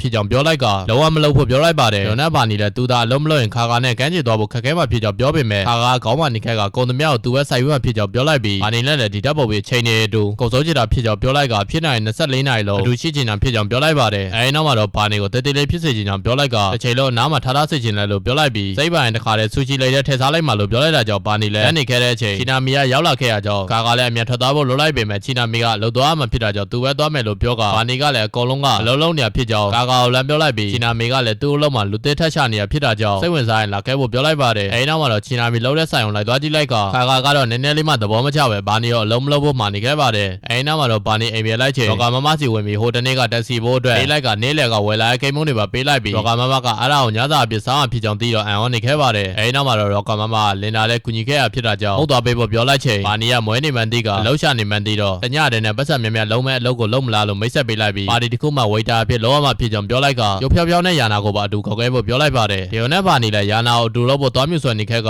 အချီရမှဖြစ်ပေမဲ့နည်းနည်းတော့ခက်မှဖြစ်ကြောင်းရောကာမမမှာခဲ့တာလို့ပြောနေတော့ဒီကလပ်ကနေကရောက်လာခဲ့ပြီးအလုံးလုံးချင်သူတို့ကလပ်ထဲဝင်ရောက်ရပြီလို့ပြောကလားစာလည်းကောင်းကောင်းပေးမှဖြစ်ပြီးအများတန်းလည်းပျော်ပွဲစားထွက်မှဖြစ်ကြောင်းပြောကလက်မှတ်အတင်ထိုးခိုင်းနေရကြောင်းပြေးလိုက်ရပါတယ်အဲဒီနောက်မှာတော့ယာနာလည်းဘာနီနဲ့အတူတူရောကာမမပြောရဲ့အလုပ်ကိုလုံးမဲ့လို့ပြောလိုက်ပြီးဘာနီကလည်းဒီအကြောင်းကိုခါကောင်မပြောပြဖို့မှာလိုက်ပါတယ်ညောင်တဲ့ချိန်မှာတော့ယာနာလည်းဘာနီစီရောက်လာခဲ့ပြီးဘာနီကခါကောင်စားဖို့ထားကအလုပ်ရှုပ်နေရကြောင်းစာမပြန်နိုင်ဘူးလို့ပြောလိုက်ပါတယ်အဲဒီနောက်မှာတော့ပါတီယိုတူသွားကြပြီးရထားပေါ်မှာဘာနီကခါကောင်ရဲ့ဆိုသမျှတန်ကိုခံနိုင်ရတာကသူ့ကိုတကယ်ချစ်လို့ပြောနေပေမဲ့စိတ်တစ်ပိုင်းစားကတော့လင်နာစီကိုပဲစိတ်ရောက်နေခဲ့ပါတယ်အဲဒီနောက်မှာတော့ပါတီပွဲကိုရောက်သွားတဲ့အချိန်ရောကာမမကယာနာရဲ့ရင်ဘတ်ချက်သားကိုဆွဲကြည့်ပြီးအဆင်ပြေကြောင်းပြောလိုက်ကခန်းထဲမှာတော့တွင်းကန်ကိုရွေးနေရပြီးဘာနီကတော့ make up play ကိုဝက်ကဆင်းနေဖြစ်နေချိန်ယာနာကတော့ရွေးချယ်ရခက်နေခဲ့ပါတယ်အဲဒီနောက်မှာတော့ဘောကသူ့တငယ်ကြီးတယောက်ကဒီနေရာတစ်ခုလုံးငားထားဖြစ်ပြီးသူ့အတွက်မွေးနေ့ပါတီလုပ်ပေးမှဖြစ်ကြောင်းပြောလိုက်ကယာနာကိုလည်းသူရွေးပေးထားဝင်ပို့ပေးမယ်လို့ပြောလိုက်ပြီးယာနာကလည်းဘာပဲဝေးချက်စရာကောင်းနေရကြောင်းလက်ခံလိုက်ပြီးဘာနီကလည်းတက်ကြွနေရကြောင်းသူလည်းလိုက်တက်ကြွလိုက်ပါတော့တယ်အဲဒီနောက်မှာတော့ boss လည်းပါတီကိုကောင်းဆုံးပြည့်စုံပေးထားကြောင်းပြောနေခဲ့ပြီးယာနာကတော့ဒီလိုပုံစံချီနာမြင်သွားရင်ကိုယ့်ကိုတက်သိနိုင်မလားလို့ပြောနေခဲ့ပြီးဘာနီကတော့သူ့ကိုခါမြင်လဲကိစ္စမရှိပဲကြက်ရဲ့ကြောင်းပြောပြလိုက်ပါတယ်အဲဒီနောက်မှာတော့ဘောကယာနာကိုခေါ်သွားတဲ့အချိန်ရောကမမကရောက်လာခဲ့ကသူကနဆိုးမှာ cosplay ကိုဝတ်ထားပြီးသူ့ရဲ့ညီမလေးကလင်နာဖြစ်နေခဲ့ ပြီးအချင်းချင်းပြက်ကြီးမိကအန်အောနေပြီးယာနာကတော့အပုတ်ခံနေရပါတယ်ဒီလိုနဲ့ဘာနေနဲ့လင်လာလဲနှစ်ယောက်သားရှက်နေကြကပျော်နေကြပြီးတစ်ဖက်မှာတော့ကာကာကဘာနေကိုဖုန်းနေတဲ့ချက်ခေါ်နေခဲ့ရင် episode 8လေးကပြီးဆုံးသွားခဲ့ပါတယ်ဗျာ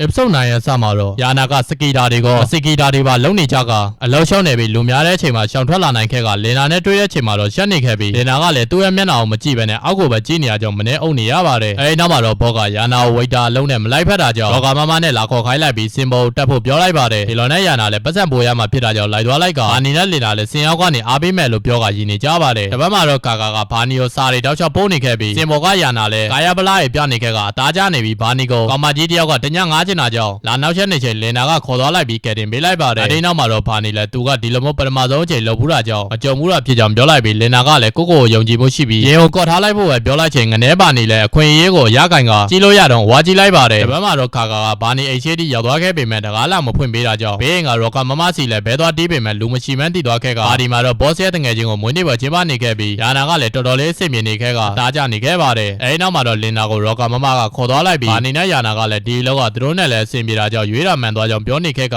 လင်နာတယောက်ကောင်မလေးတွေနဲ့ဓာတ်ပုံရိုက်နေရအောင်ကြည့်ပြီးသူတို့လည်းအတူရိုက်ချင်ကြောင်းပြောနေခဲ့ကကာကတော့ဖုန်းနေစလိုက်ခေါ်နေခဲ့ပါတယ်အဲဒီနောက်မှာတော့လင်နာနဲ့ဘာနီကစကားပြောနေကြချိန်ကောင်မလေးတွေကဓာတ်ပုံတူရိုက်ပေးဖို့ပြောလာကြောင်းအတူရိုက်နေကြပြီးဆက်စီကြတဲ့ပို့ကိုပေးခိုင်းလိုက်ချိန်ဘာနီကလည်းတွန်းဆုံးမနေပဲတခါတည်း post ပေးလိုက်ပါတယ်ဒီလိုနဲ့ဘာနီလည်းလင်နာနဲ့အကြည့်ဆိုင်နေချိန်ကာကရောက်လာခဲ့ကဘလို့ရှင်းပြအချိန်မမီတော့ပဲတောက်ကွက်ကိုအေးနဲ့ပတ်ပြီးပါပေးရိုက်ပေးလိုက်ပါတယ်အဲဒီနောက်မှာတော့ကိုလုံးလဲဝိုးဝါးရီဖြစ်ကုန်တာကြောင့်ရောကမမကလင်နာကိုခေါ်သွားလိုက်ကဘာနီလဲကာကိုအဝတ်လက်ကန်ခေါ်သွားလိုက်ပြီးအခုကအလုံးချိန်ဖြစ်တာကြောင့်ဒါပြီးရင်ကိုလုံးရှင်းပြမှာဖြစ်တာကြောင့်အိမ်မှာသွားနေဖို့ပြောလိုက်ပါတယ်အဲဒီနောက်မှာတော့ဘာနီလဲလုံးမငေးမောနေရကြောင်းဘော့စ်ကပါလုံးဖို့ပြောနေရပြီးလင်နာကလည်းစိုးရိမ်နေပါတော့တယ်အလုပ်ပြီးသွားတဲ့အချိန်မှာတော့ဘာနီရဲ့လက်စာပြားချက်နေခဲ့ကယာနာရဲ့လက်စာနဲ့ရှင်တင်ချစာအုပ်နဲ့ကာယစာအုပ်လိုဖြစ်နေခဲ့ပါတယ်အဲဒီနောက်မှာတော့ဘာနီလဲအင်ကိုမြန်ပြေးသွားခဲ့ကဘုံဖွင့်လိုက်ချိန်ကာပူထားတဲ့စာတွေကတပုံကြီးဖြစ်နေခဲ့ပါတယ်ဒီလိုနဲ့အင်ကိုပြန်ရတဲ့အချိန်မှာတော့ခါကဝမ်းနဲ့ပလက်နဲ့ထိုင်ဆောင်နေကသူစိတ်မထိန်နိုင်ပဲရိုက်ခဲမိတာတွေအတွက်တောင်းပန်ကြောင်းပဲပြောနေခဲ့ပြီးဘာနီကလည်းသူမအဖြစ်ကြောင့်ပြောကပြန်တောင်းပန်လိုက်ပြီးကမ်းခြေကိုသွားဖို့အတွက်မဖြစ်မနေလောရမှာဖြစ်တာကြောင့်ဇေးကိုလည်းကိုယ်တိုင်ပဲရှာချင်တာဖြစ်ပြီးခလုံးမိတာဖြစ်ကလင်နာရောအလုံးလုံးတွေပဲတကယ်မသိကြောင်းပြောလိုက်ပါတယ်ဒီလိုနဲ့ခါကလည်းဒါဆိုရင်ဘာဖြစ်လို့အကုန်မပြောပြလာလဲလို့ပြောကဘာနီကအရင်ကလင်နာနဲ့တွဲရိုက်ထားတဲ့တပုံကိုထုတ်ပြလိုက်ပြီးသူ့ကိုမလိမ်ဖို့ပြောလိုက်ပါတယ်အဲဒီနောက်မှာတော့ဘာနီလည်းအရင်ကလင်နာနဲ့ကအတန်းပေါ်တငယ်ချင်းတွေဖြစ်ခဲ့ကြတာဖြစ်ပြီးအများနဲ့အတူတူရှိနေပေမဲ့တက္ကသိုလ်တက်တဲ့အချိန်မှာတော့အတိမ်မင်းနေခဲ့ပြီးလင်နာနဲ့တွေ့ပေမဲ့သူ့ကိုစိတ်မရှုပ်စေချင်တာကြောင့်ကိုယ့်ဘာသာနေခဲ့တာဖြစ်ကြောင်းပြောလိုက်ပြီးခါ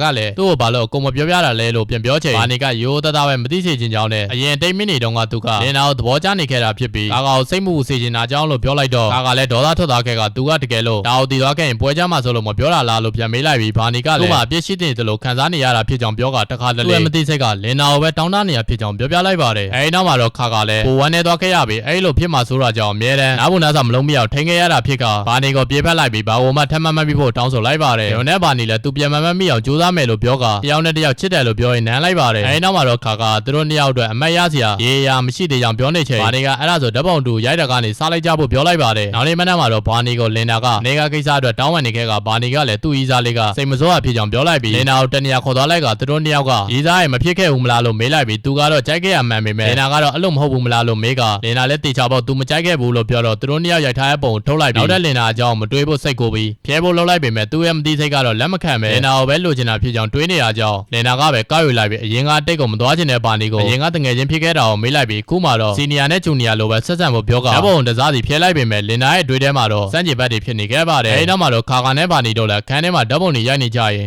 episode 10လေးကပြီးဆုံးသွားခဲ့ပါတယ်ဗျာ episode 10အဆမှာတော့အရင်ကဘာနီကအတိတ်မဲ့ပြီးဆေးရုံတက်နေရချိန်လင်နာနဲ့တွေးမိကတိုဂျိုမှာကြောက်သွားတက်ဖို့အကြောင်းဖန်လာခဲ့ပါတယ်အဲဒီနောက်မှာတော့လင်နာကိုဆေးရုံကတငယ်ချင်းကိုဘာသတင်းစကားဘာပေးလိုက်ရမလဲလို့မေးလိုက်ချိန်လင်နာကလည်းသူ့ကိုချက်ပြဖို့နောက်ကျခဲ့တာကြောင့်အားမလုံးနိုင်ခဲ့တာဖြစ်ပြီးသူသာအချိန်မီရောက်သွားခဲ့ရင်ဒီလိုဖြစ်မှာမဟုတ်ဘူးလို့ဝမ်းနဲ့စွာငိုနေခဲ့ပြီးအစဉ်ပြေသွားမှဖြစ်ကြောင်းပြောကတခုခုကိုပြောလိုက်ပါတယ်အဲဒီနောက်မှာတော့ဘာနီကအေးရကနေနိုးထလာခဲ့ကအဲတုန်းကလင်နာပြောခဲ့တာတွေကဘာများလဲဆိုပြီးစဉ်းစားနေခဲ့ပါတယ်နောက်တနေ့မှာတော့နွေရာသီပွဲတော်ရဖြစ်တာကြောင့်ဘာနီတော့လည်းသူတို့ရဲ့ကလပ်ကပွဲတော်မှာပါဝင်ကပြားမှာဖြစ်ကတခြားတက္ကသိုလ်ဖွဲ့တွေကလည်းအများကြီးရှိနေခဲ့ပေမဲ့ပူလွန်းတာကြောင့်တန်ကတလုံးတည်းကိုလေဝိုင်းခံနေကြချိန်မိန်းကလေးတွေကရောက်လာခဲ့ကအရန်လှပလွန်းတာကြောင့်လက်ခုပ်တင်းနေကြပြီးခွေးနေရမရဖြစ်နေကြပါတယ်အဲဒီနောက်မှာတော့လင်နာလည်းရောက်လာခဲ့ကဘာနီကလင်နာကိုအဲ့ဒီဝစ်စားနဲ့အရန်ကြည်ကောင်းတာဖြစ်ကြောင်းပြောလိုက်ပြီးသူကတော့ဒီလိုဝစ်စားနေနေတာမကြဖြစ်နေကြောင်းပြောလိုက်ပါတယ်အဲဒီနောက်မှာတော့လင်နာကဘာနီကိုတော့အဆင်ပြေမှာဖြစ်ပေမဲ့ကောင်မ လေးဖြစ်သူကအစင်မပြေသေးကြောင်းပြောနေတော့ခါကာကိုဒီယိုတိုက်ဆွဲခေါ်ပေးနေရကခါကာစိတ်လွတ်ရှားနေရကြောင်းလမ်းအောင်တာပုံမှန်မလျှောက်နိုင်ပဲဖြစ်နေပြီးလက်စင်ကန်သွားဖို့ပဲလုံးနေရကြောင်းလင်နာကတားလိုက်က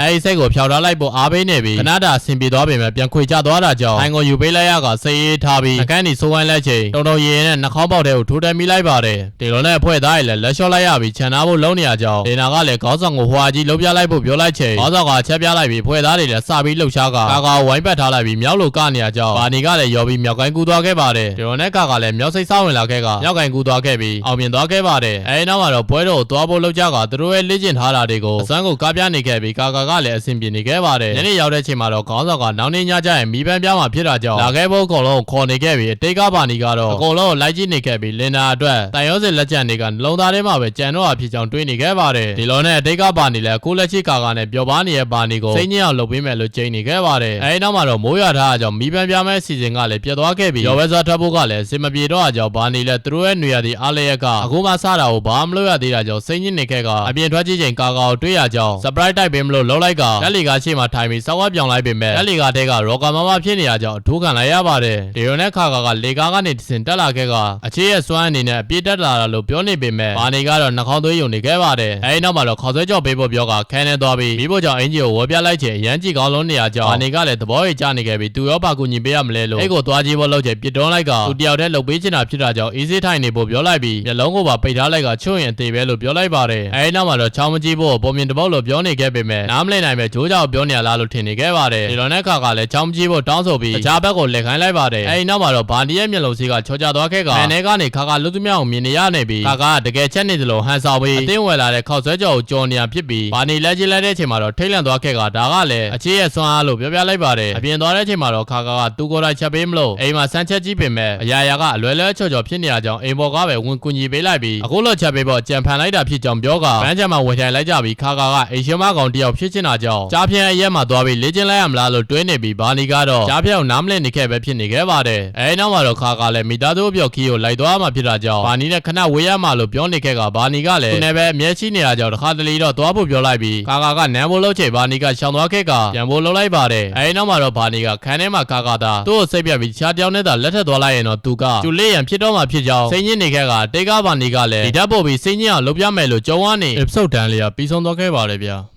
episode 11စမှာတော့ဘာနီရောဒူဒီယာဖုံးဆက်နေတော့ကာရောက်လာခဲ့ပါတယ်ဒါနဲ့ဒူဒီကသူတို့တနေရာကိုတူသွားကြဖို့တိုင်ပင်နေကြပြီးယာနာကိုခေါ်ဖို့လုပ်ပေမဲ့ယာနာကအများနဲ့ညင်းနေရကြောင်းကောင်မလေးများရနေပြီလားလို့ထင်နေတဲ့အချိန်အပြင်ကခါကလည်းဘသူနဲ့များဖုံပြောနေရလဲဆိုကတကောက်မရမကဖွင့်နေရကြောင်းဘာနီကပဲလာဖွင့်လိုက်ချိန်ဖုံပြောကြည့်လိုက်တော့ဒူဒီဖြစ်နေခဲ့ကယာနာရဲ့အကြောင်းတည်သွားခဲ့ပြီးစုံစမ်းကြည့်ဖို့ပြောလိုက်ပါတယ်အဲဒီနောက်မှာတော့ဘာနီကိုစင်သစ်ပြင်ထားဖို့ပြောလိုက်ကချီနာမီရဲ့အိမ်နာရောက်သွားခဲ့ပြီးယာနာကဒီယိုလာမှာဖြစ်တာကြောင့်စောင့်နေခဲ့ကကာကတော့မန်ဘရူးနဲ့ချောင်းတွေကတက်ကြွနေပေမဲ့ဘာနီနဲ့ဒူဒီကတော့နေရန်ပူတာကြောင့်အေးသွားတော့ဖို့တိုင်ပင်လိုက်ချိန်ကာခွင့်မပြုတ်ပဲအေးသာတောက်ရင်ခဏသွားနေရမှာဖြစ်တာကြောင့်အလုံးမရှုပ်ချင်ပဲမတောက်ဖို့ပြောလိုက်ပြီးဟိုချောင်းတီချောင်းနဲ့လုံနေရချိန်ချီနာမီကရောက်လာခဲ့ကမလုံနေကြရလဲလို့မေးတော့ဘာနီလဲရွေရသည်ပိတ်ရဖြစ်တာကြောင့်လာလျာဖြစ်ကြောင်းရွှေ့လိုက်ပြီးဒီနေ့ချိန်ထားတာကြီးဘာညာကြီးရှိလာမေးတော့ချီနာမီမာကဘာချိန်ထားမှမရှိမှန်းသိသွားပြီးအကိုချောင်းချောင်းနေတဲ့ကာကောင်မြင်တဲ့ချိန်မှာတော့ဘာနီကအဲ့ဒါစုံတော့ယူနေရဖြစ်ကြောင်းပြောလိုက်ပါတယ်အဲဒီနောက်မှာတော့ချီနာမီကကာကိုသွားတော့ချိန်လန်သွားခဲ့ပြီးသူကပဲဘာလုံနေရလဲလို့ပြန်မေးချိန်ချီနာမီကလည်းသူ့အိမ်ဖြစ်တာကြောင့်ဘာလို့ရမှလဲလို့ပြောလိုက်တော့ခါကလည်းချီနာမီကိုယာနာနဲ့အတူရှိနေရမဟုတ်ဘူးလားလို့မေးလိုက်ချိန်ချီနာမီကနားမလည်ရကြောင်းဘာနီနဲ့တူတီတို့ကလည်းယာနာကရီစားရနေတယ်လို့ဖြစ်တာကြောင့်ချီနာမီကအနီးဆက်ဆုံးသူဖြစ်မယ်လို့ထင်ပြီးလာချောင်းလာဖြစ်ကြောင်းပြောလိုက်ချိန်ချီနာမီကလည်းသူနဲ့ယာနာမတွေ့တာကလူရသည်ចောင်းပေးရဲ့ကလေးကဖြစ်တာကြောင့်မဟုတ်ဘူးလို့ပြောလိုက်ပါတယ်ဒီလိုနဲ့ခါနဲ့တူတီတို့လည်းတယောက်နဲ့တယောက်ပြစ်တွေပြောနေကြပါတယ်အဲဒီနောက်မှာတော့ချီနာမီရဲ့အိမ်ထဲကိုဝင်သွားလိုက်ပြီးတချို့ခန်းတွေကနေရာလွတ်တွေကိုမြင်ပြီးခါကလည်းအထဲကိုခြေတန်းလန်းလိုက်ချင်မှာတော့ချီနာမီကဒီကိုတလန်းလန်းပြီးဆိုတော့သူနဲ့တငယ်ချင်းဖြစ်သွားပြီလို့ပြောလိုက်တဲ့အချိန်ခါကလည်းဒါကညစ်တာပဲလို့ပြောနေပေမဲ့ချီနာမီကကာရဲ့ဖနက်ကိုကြည့်ပြီးအရန်ချစ်စရာကောင်းကြောင်းအတန်သေးအတန်ကြောင်းနဲ့ပြောလာကြောင်းခါကနောက်တစ်ခါအဲ့လိုအတန်နဲ့ပြောရင်ကိုတက်သေးပြီးခေါင်းထဲကအုံနောက်တွေကိုဆွဲလို့ပြစ်မှလို့ကလေးလိုရန်ဖြစ်နေကြပါတယ်အဲဒီနောက်မှာတော့ချီနာမီရဲ့ခန်းစီသွားလိုက်ချိန်တခြားခန်းတွေကလူမနေပဲချီနာမီတခန်းနဲ့ပဲရှိတာကြောင့်ဒီမှာတယောက်တည်းနေရတာစင်ငေါပြေလားလို့မေးလိုက်ပြီးချီနာမီလည်းအဖေကအလုပ်ကိစ္စနဲ့ချားမနေရဖြစ်ကအမေကလည်းအဖေနဲ့မခွဲနိုင်တဲ့ကြောင့်အတူလိုက်သွားတာဖြစ်ပြီးအိမ်ကနေကြောင်းလာဖို့ကအရဲဝေးတာကြောင့်ဒီမှာပဲတယောက်တည်းနေရဖြစ်ကြောင်းပြောလိုက်ပါတယ်ဒီလိုနဲ့ဒိုးတွေလည်းအကောလုံးစုပြီးကန်းချီသွား ကြရအောင်လို့ပြောကသူကကားကိုယူခဲ့မယ်လို့ပြောလိုက်ပါတယ်ဒီလိုနဲ့အားလုံးလည်းသဘောတူလိုက်ကြပြီးကာကချီနာမီကိုရေကိုဝတ်ဆောင်ရှိသေးလားလို့မေးလိုက်ပြီးချီနာမီကလည်းတနေရာမှာရှိတာကြောင့်ရှာရအောင်မယ်လို့ပြောလိုက်ပါတယ်အဲဒီနောက်မှာတော့ဘာနီကသူတို့ရဲ့အားလေးရက်ကိုအကောင်းဆုံးလုံးမှာဖြစ်ကြောင်းပြောနေတော့ဘိုက်ကဂွေကနေထားမိလာခဲ့ပါတယ်ဒီလိုနဲ့ချီနာမီလည်းဒီနာကကြက်ကြော့ဆိုင်ကဈေးချိုပြီးစားလို့လည်းကောင်းတဲ့ကြောင့်သွားဝယ်ဖို့လုပ်ချိန်ယာနာနဲ့လင်နာတို့နှစ်ယောက်ကကြက်ကြော့ဆိုင်နဲ့ဝင်သွားတာကိုမြင်ပြီးအံ့ဩနေခဲ့ပါတယ်ဒီလိုနဲ့ဘာနီလည်းသွားချောင်းကြမလားလို့မေးလိုက်ပေမဲ့သူတို့လည်းအကြောင်းကုန်စီရှိတာကြောင့်ဒီတိုင်းပဲထားလိုက်ကြဖို့ပြောကပြန်လာလိုက်ပါတယ်နောက်တစ်နေ့မှာတော့ခါကစုံတော့လို့ဘာလို့ဝယ်စားလာခဲ့ပြီးသူတီကိုတယောက်ထဲလာတာကိုဘယ်သူမှမပြောဘူးမာနေခဲ့ကအကြောင်းကတော့သူတို့နှစ်ယောက်တငယ်ချင်းဖြစ်နေတာကိုဘယ်သူမှမသိစေချင်ကြောင်းပြောလိုက်ပြီးဒီနေ့ကအရေးကြီးကိစ္စရှိရဆိုကအင်ဂျီကိုချွတ်လိုက်ပြီးကန်းကြီးကိုသွားဖို့အတွက်ရွေးလိုက်ဝတ်ဆောင်ပြလိုက်ပြီးဘာနေသဘောကျလောက်မလားလို့မေးလိုက်တော့ချီနာမီကလည်းဘာနေကခါကိုချစ်ပြီးသားမလို့သဘောကျမှလို့ပြောလိုက်ပေမဲ့ခါကမလုံလောက်သေးပဲနောက်တစ်စုံပြန်ရွေးဝတ်လိုက်ချိန်ဆက်စီကြလုံးနေရကြောင့်စိတ်လေးစရာကြီးဖြစ်နေပြီးတပတ်လက်ကြည့်ခိုင်းချိန်မှာလည်းလောအောင်အနိုင်ဖုံးနေရတာကိုမြင်ကတခြားဟာပဲရွေးဝတ်ဖို့ပြောနေခဲ့ပါတယ်အဲဒီနောက်မှာတော့ချီနာမီရဲ့ဝတ်ဆောင်ကလည်းယောက်ျားလိုကြီးဖြစ်နေရကြောင်းအင်္ဂလိပ်ပိုက်လုံးနဲ့တူနေခဲ့ပြီးချီနာမီကလည်းသူ့မှာဒါပဲရှိတာကြောင့်အကြက်ရိုက်နေခဲ့ပါတယ်အဲဒီနောက်မှာတော့ခါကဘာနေခုတလောထူးဆန်းနေရဖြစ်ကြောင်းပြောလိုက်ပြီးသူဘလောက်ချစ်ကြောင်းပြချင်တဲ့ဆိုကချီနာမီစီကြံတောင်းပေမဲ့သူနဲ့ကမကိုက်နေပဲစိတ်တကြနေချိန်ဘော်လီဂျိုးကကြာသွားခဲ့ပါတယ်ဒီလိုနဲ့ခါကလည်းအရင်ကဘာနေစီသွားပြီးအောက်ကျော်စားခဲ့ကနမ်မိုးလုံးနေပေမဲ့သူကစိတ်မပါသလိုဖြစ်နေရကြောင်းသူပါကိုခံစားနေရမယ်မသိဖြစ်နေပြီးချီနာမီကလည်းဘာနီကသူတွန်းဆုံးနေရကကာအပေါ်အရန်ကျူးဆိုင်ကြောင်းပြချင်တာဖြစ်ကြောင်းပြောနေတာကိုကာတယောက်နားထောင်နေခဲ့ကသူဒီနေ့မိသားစုနဲ့ခီးသွားဖို့စီစဉ်ရှိပြီးအဲ့ဒါကိုပြက်ကဘာနီနဲ့အတူတူနေချင်းကြောင်းပြောနေခဲ့ပါတယ်အဲဒီနောက်မှာတော့ကန်းချစ်သွားဖို့ပဲစိတ်ထဲထားလိုက်ပြီးအလဲတန်းနဲ့အထက်တန်းကရေကူးဝတ်စုံတွေကိုထုတ်လိုက်ကမတန်းနေဖို့လုပ်ချိန်ကိုကိုမိတ်ဆက်လိုက်ပြီးသူကဘာနီကိုအရန်ချစ်ကြောင်းပဲပြောနေခဲ့ပါတယ်ဒီမှာတော့ယာနာကဘာနီကိုဘောင်းမရွေးခိုင်းနေပြီးလင်နာကိုမဖိတ်လဲရကြောင်းဝမ်းနဲ့နေခဲ့ကဘာနီကလည်းလင်နာဘယ်မှာလဲလို့တွေးနေခဲ့ရင် episode 11လေးကပြီးဆုံးသွားခဲ့ပါတယ်ဗျာepisode တွေအစမှာတော့ဘာနေနဲ့ခါတို့လည်းကန်းချီကိုသွားဖို့စိတ်လှုပ်ရှားနေကြကဘာနေကလန်စာပေါင်းပြီးဝတ်ထားကြအောင်အပေါ်ပါယူလာခဲ့ရပြီးခါကယာနာနဲ့လင်နာတို့နီးစပ်သွားခဲ့ရင်ချီနာမီအတွက်စိတ်မကောင်းစရာဖြစ်တော့မှာပဲလို့ပြောနေခဲ့ပါတယ်အဲဒီနောက်မှာတော့ခါသူကချီနာမီကိုခင်လို့စိတ်ဖို့နေရမဟုတ်ကြောင်းနဲ့အကောင်မုံသေးပေမဲ့ချီနာမီခံစားရမှာကိုလည်းခံမမီနေရဖြစ်ကြောင်းပြောလိုက်ကလင်နာကလည်းတကယ်တော်တဲ့လူတစ်ယောက်ဖြစ်တာကြောင့်ဘသူမဆိုသဘောကျနိုင်ကြောင်းပြောတော့ဘာနီကလည်းသူကဘသူကမှသဘောမကျပဲခါတယောက်ကိုပဲသဘောကျဖြစ်ကြောင်းကိုတော့အာမခံလိုက်ပါတယ်ဒီလိုနဲ့နှစ်ယောက်သားကြည်နူးနေကြကတိတ်ကဘာနီကတော့မတည့်ရက်ကကြီးနေခဲ့ပြီးဘာနေတော့လဲချိန်ထားရဲ့နေရာမှာစောင့်နေကြပေမဲ့ကြာလွန်းလာကြောင့်လိုက်ရှာနေကြတဲ့အချိန်ကားစီးလာရဲ့တူးဒီနဲ့တွေ့သွားကားပေါ်မှာတော့တူးဒီကသူ့ရဲ့မက်ဆေ့ကိုမကြည့်ရကြောင်းပေါပေါဖောင်းနေပြီးတက်စီစီးနေတယ်လို့ခံစားနေရကြောင်းဒေါသပါထွက်နေခဲ့ကာကလည်းစိတ်ဆိုးပြအောင်မုတ်ဝဲကြွေးဖို့လှုပ်လိုက်ချိန်လေပူနဲ့မုတ်ခံလိုက်ရပြီးအဲကွန်းကလည်းပေါက်နေခဲ့ပါတယ်တက်ပြီးတော့ချီနာမေကိုလည်းလာခေါ်တော့မှဖြစ်ကြောင်းကြားကြလိုက်ပြီးချီနာမေစီရောက်သွားတဲ့အချိန်မှာတော့ဖုံးပြခေါ်လို့မရတာကြောင့်အချိန်ပိုကြာနေခဲ့ကာကိုယ်တိုင်သွားခေါ်ဖို့ဆင်းသွားလိုက်ပြီးတူးတွေကစိတ်ညစ်လွန်းလာကြောင်းဘာနေကမုတ်ပြန်ကျွေးလိုက်ပါတယ်အချိန်တော်ကြာပြီးတဲ့အချိန်မှာတော့သူတို့ကယာနာကိုလည်းခေါ်အောင်မှဖြစ်ပြီးတို့တွေကလည်းပြန်စားအောင်မှဖြစ်တာကြောင့်ပိုစိတ်ညစ်နေတဲ့အချိန်ကာနဲ့ချီနာမီကရောက်လာခဲ့ပြီးကိုဘောလောက်ပေမဲ့ချီနာမီကစကတ်တော်လေးဝတ်ထားပြီးအောက်ကပါရေကူးဝတ်ဆောင်မှာဝတ်ထားတာကြောင့်တို့တွေလည်းပျော်သွားခဲ့ပါတယ်အဲဒီနောက်မှာတော့တို့တွေကချီနာမီကိုတွင်းခံတွေကိုတေချာယူခဲ့သလားလို့စနေခဲ့ပြီးပျော်နေကြပေမဲ့ပျော်တာတွေကခဏပဲကြာသွားကခဏကြာမှာတော့ကားလမ်းပိတ်နေရကြောင်းကြာကြီးစောင့်နေရပါတယ်အဲဒီနောက်မှာတော့ဘာနေကသူတို့တစ်နေ့လုံးကန်ဆိုးနေရနဲ့ပဲကြုံနေရကြောင်းတခုထူးဆန်းနေတယ်လို့ခံစားနေရပါတယ်တို့နဲ့ယာနာရောက်လာတဲ့အချိန်မှာတော့အကုန်လုံးကလင်နာအကြောင်းတခွန်းမဟာဖို့တိုင်ပင်နေကြပြီးယာနာသူတို့မတွေ့ရကြာကြီးဖြစ်အောင်လက်ပြောချိန်အရင်လိုစွာမနေပဲစကားတွေပါထင်းနေခဲ့ကချီနာမီကိုစကားပြောလိုက်ချိန်ခက်ဆော့တာဖြစ်နေရကြောင်းသူ့ကိုပြန်စိတ်ဆိုးနေရလားလို့ဘာနီကိုမေးလိုက်ပေမဲ့ဘာနီကမဟုတ်ကြောင်းပြန်ပြောပြီးစကားလမ်းကြောင်းလွဲလိုက်ပါတယ်အဲဒီနောက်မှာတော့မိုးရလာခဲ့ကကားကလည်းကြက်နေရကြောင်းတခုမှအဆင်မပြေဖြစ်နေကြပြီးပြန်လဲလို့လည်းမရတာကြောင့်ဒီတိုင်းပဲထက်ဆောက်နေရကတို့တွေကသူတို့ထဲမှာကျင်းစာများမိနေတဲ့သူပါလာသလားလို့မေးလိုက်ပါတယ်ဒီတော့နဲ့ကန်းစီရောက်သွားချိန်မှာတော့မိုးကမတိတ်သေးတာကြောင့်ဒီတိုင်းစောင့်နေရပြီးခါကရေရင်သွားချင်တာကြောင့်ဘာနီကိုပြောလိုက်ချိန်ဘာနီကလည်းတခုခုကိုကြံရသွားပြီးအင်ကြီးတွေကိုကောက်ချွတ်လိုက်ကဘောင်းမီကိုချိုးဖို့လောက်တဲ့ချိန်မှာတော့အောက်မှာလမ်းစာဘောင်းဝီပါလာတာကိုသတိထားမိနေပြီးဘာပဲဖြစ်ဖြစ်ဆိုကကောက်ချွတ်လိုက်တဲ့အချိန်မှာတော့ယာနာပေးထားတဲ့ဘောင်းမီဖြစ်နေပြီးမိုးရီတဲကိုပြေးထွက်သွားခဲ့ပါတယ်ဒီလိုနဲ့ခါကလည်းသူကအင်ကြီးချုပ်ကဘာနီနောက်ကိုပြေးလိုက်သွားခဲ့ပြီးနှစ်ယောက်သားကစားနေကြကမတန်းတင်နေတဲ့ချီနာမီကိုလည်းအတူတူလာခဲ့ဖို့ခေါ်လိုက်ပါတယ်အဲဒီနောက်မှာတော့ကားတွေကနှစ်ယောက်လည်းဘာနီကလမ်းစာဘောင်းမီနဲ့အယူထားနေရအောင်မြင်ပြီးဘာနီရဲ့ညီလေးကြီးကတော်တော်ကြီးမြင်နေရတာကြောင့်ကာကွယ်ပေးလိုက်ရပါတယ်အဲဒီနောက်မှာတော့ခါကရင်သွားဖို့လုပ်ချိန်ကျော်လဲသွားခဲ့တာကြောင့်ဘာနီကမအောင်နိုင်တော့ဘူးလားလို့မေးလိုက်ချိန်ဇဲခံလိုက်ရပါတယ်ကျွန်တော်နဲ့ဘာနီလည်းသူပထမဆုံးချိန်ခါစီကခေါ်ခံရတာကြောင့်စိတ်ကျဉ်နှံ့နေခဲ့ပါတယ်အဲဒီနောက်မှာတော့ဆိုင်မှာခေါ်ဆွဲစားနေကြပြီးဒေတာလာတဲ့ကြောင့်ပျော်သွားခဲ့ပြီးပင်လယ်ကြီးကိုပြေးကအတူတူကစားနေကြပါတယ်ညနေရောက်တဲ့ချိန်မှာတော့ရေခဲမုတ်စားနေကြပြီးမိပန်းတွေပါအတူတူဖောက်နေကြကရေယာတီအားလဲကိုဝါကြီးပျော်နေကြပါတယ်အိမ်ပြန်ဖို့လှုပ်တဲ့ချိန်မှာတော့ဒူးတွေကကားမောင်းရင်အိပ်ပျော်သွားမှစိုးတာကြောင့်ယာနာကိုဘေးကနေစကားပြောဖို့မာနေခဲ့ပြီးကာသူမောင်းပေးမဲ့ဆိုကလိုင်စင်ကိုထုတ်ပြလိုက်ပါတယ်ဒီလိုနဲ့ခါကလည်းအကုန်စင်ပြေမှာဖြစ်ကြောင်းပြောလိုက်ပြီးမောင်းပြလိုက်ကအစင်ပြေနေရကြောင်းအားလုံးလည်းအိပ်ပျော်သွားခဲ့ကဘာနီကကာအောင်မိသားစုနဲ့ခီးသွားမှဘယ်ချိန်လဲလို့မေးလိုက်ပြီးရန်ရောက်လာရင် သူတို့လက်ဆောင်မှာဝယ်ပေးခဲ့ဖို့ပြောနေခဲ့ပေမဲ့ကာကာကဘာနီနဲ့ပဲအတူနေချင်းကြောင့်ပြောနေခဲ့ပါတယ်အဲဒီနောက်မှာတော့ဘာနီလည်းအိမ်ငိုက်လာခဲ့ကကားမောင်းနေတဲ့ခါကလည်းအိပ်ပျော်သွားခဲ့ပါတယ်အဲဒီနောက်မှာတော့ဘာနီရဲ့တွင်စိတ်ကမြန်ထားဖို့နိုးနေပေမဲ့ပြန်မမိနေကလင်နာပြောခဲ့တဲ့သတိကတ်ထားဆိုတဲ့စကားကိုပြန်မမိလာပြီးနိုးလာခဲ့ကကားဘရိတ်ကိုစောင့်နှင်းလိုက်ရင် episode 12လေးကပြီးဆုံးသွားခဲ့ပါတယ်ဗျာepisode 30ရဲ့စမှာတော့ကားပေါ်မှာအကုန်လုံးကအိပ်ပျော်နေကြချိန်ဘာနီကလင်နာရဲ့စကားကြောင့်နိုးလာခဲ့ကကားကိုချိန်ပြီး break အုံနိုင်ခဲ့ပြီးဘေးကဘောင်တန်းကိုတိုက်မိသွားခဲ့ပါတယ်အဲဒီနောက်မှာတော့ခါကကြောက်ရွံ့နေခဲ့ကအပြင်ထွက်ချိန်ချီနာမီကပါဇက်မှာသွေးထွက်နေရကြောင်း300ပေးလိုက်ပြီးတောင်းမှန်ကြောင်းပဲပြောနေကဘာနီကအရေးပေါ်ကိုကားမတော်စားဖြစ်ကြောင်းပြောကဖုန်းခေါ်လိုက်ပါတယ်ဒီလိုနဲ့ခါကလည်းကားမောင်းရင်အိမ်ငိုက်မိသွားတာကြောင့်ရော်ကျေးပေးရမှာဖြစ်ကြောင်းဦးရဲကြီးကပြောနေပြီးမိဘတွေကိုပါအကြောင်းကြားလိုက်ပါတယ်ဒီလိုနဲ့အိမ်ပြန်သွားနေတော့လမ်းမှာကာကာရဲ့ဖေကကြိုစောင်းနေခဲ့ကာကာကိုပါရဲလိုက်ပါတယ်အဲဒီနောက်မှာတော့ခါကလည်းဖနက်ပါကြိုသွားပြီးငုံနေခဲ့ပါတယ်နောက်နေ့မှာတော့ကာကာကိုယာနာချီနာမီတက်တာကြီးဖြစ်ကြောင်းပြောပြနေခဲ့ကကာကာနဲ့အဆက်အသွယ်မရတာကြောင့်စိတ်ပူနေခဲ့ပြီးဘာနီကလည်းသူစားဖို့ထားပေမဲ့စာမပြန်တာကြောင့်ဘာသတင်းမှမကြားရတော့ဘူးလို့ပြောကအပြင်တနေရာမှာချိန်ပြီးသွားဖို့လုပ်ချိန်ရော်ကာမမကရောက်လာခဲ့ကကိုကြီးကြီးနဲ့လှုပ်ဆိုပြီးဝယ်လာရမုန်းနဲ့ရိုက်ခွဲလိုက်ပါတယ်ဒီလိုနဲ့ရော်ကာမမကသူ့ကိုနောက်တစ်ခါအဲ့လိုကြည့်ရင်တပ်ပြစ်မယ်လို့ချိန်ချောင်းနေခဲ့ကဘာနီကလည်းဘာမှမလုပ်ဖို့ပဲတောင်းပန်နေခဲ့ပါတယ်အဲဒီနောက်မှာတော့ချိန်တိုင်းနေရာရောက်သွားပြီးအကုန်လုံးလည်းရောက်နေခဲ့ကချီနာမီကလည်းလုံးလုံးပြန်ကောင်းနေအောင်မြင်ပြီးတိုးကြောင်စိုးရိမ်စရာဖြစ်သွားလို့တောင်းပန်နေခဲ့ပါတယ်ဒီလိုနဲ့ချီနာမီကတိုက်ခန်းသေးကိုပြောင်းတော့မှဖြစ်ကြောင်းပြောနေပြီးကာကာကိုဒီကြောင်စားဖို့ထားပြီးမဲ့လည်းဘာမှပြန်ကြောင်ပြောလိုက်ကကာကာရဲ့ဖေနဲ့သူ့အိမ်နဲ့ကလည်းစကားတွေအကြာကြီးပြောကြကြောင်ပြောလိုက်ပြီးတို့တွေကလည်းသူ့အိမ်ကိုလည်းလာသွေးသားကြောင်ပြောလိုက်ပါတယ်ဒီလိုနဲ့အကုန်လုံးကလည်းသူတို့မားလာကြောင်လို့ပဲပြောနေရကြောင်ဘာနီလဲကာကာစီကိုသွားဖို့ဆုံးဖြတ်လိုက်ပြီးအိမ်ကိုသွားဖို့လုပ်ချိန်မှာတော့လမ်းမှာကာကာရဲ့ဖေနဲ့တွေ့ကတခါရဲလိုက်သွားလိုက်ပြီးအိမ်ကိုရောက်လာခဲ့ကကာကာရဲ့ဖေကကြောင်တော်ဖြစ်နေကြောင်ပြောကမိသားစုခီးစဉ်ကိုလည်းဖျက်လိုက်ပြီးဖြစ်ကြောင်ပြောလိုက်ပါတယ်အဲဒီနောက်မှာတော့ဘာနီကကာကာရဲ့ခန်းထဲကိုရောက်သွားချိန်ကာကာကဒီဝင်နေရကြောင်အိမ်ရတွေကမထဖြစ်နေခဲ့ကဘာနီကိုမြင်လိုက်ချိန်မှာတော့ချက်ချင်းပဲထွက်သွားဖို့ပြောလိုက်ပါတယ်ဒီလိုနဲ့ကာကာသူကအမြဲတမ်းဒုက္ခရောက်အောင်လုံးနေရကြောင်ဒုနေမကိုထပ်မတွေ့ထင်ကြတော့အကြောင်မောင်းထုတ်လိုက်ပေမဲ့ဘာနီကအကုန်လုံးကခါကာကိုစိတ်ပူနေရဖြစ်ကြောင်ပြောပြလိုက်ပေမဲ့ကာကာလက်မခံပဲသူ့ရဲ့အမကြောင့်ခုလိုဖြစ်ရတာလို့ပြောက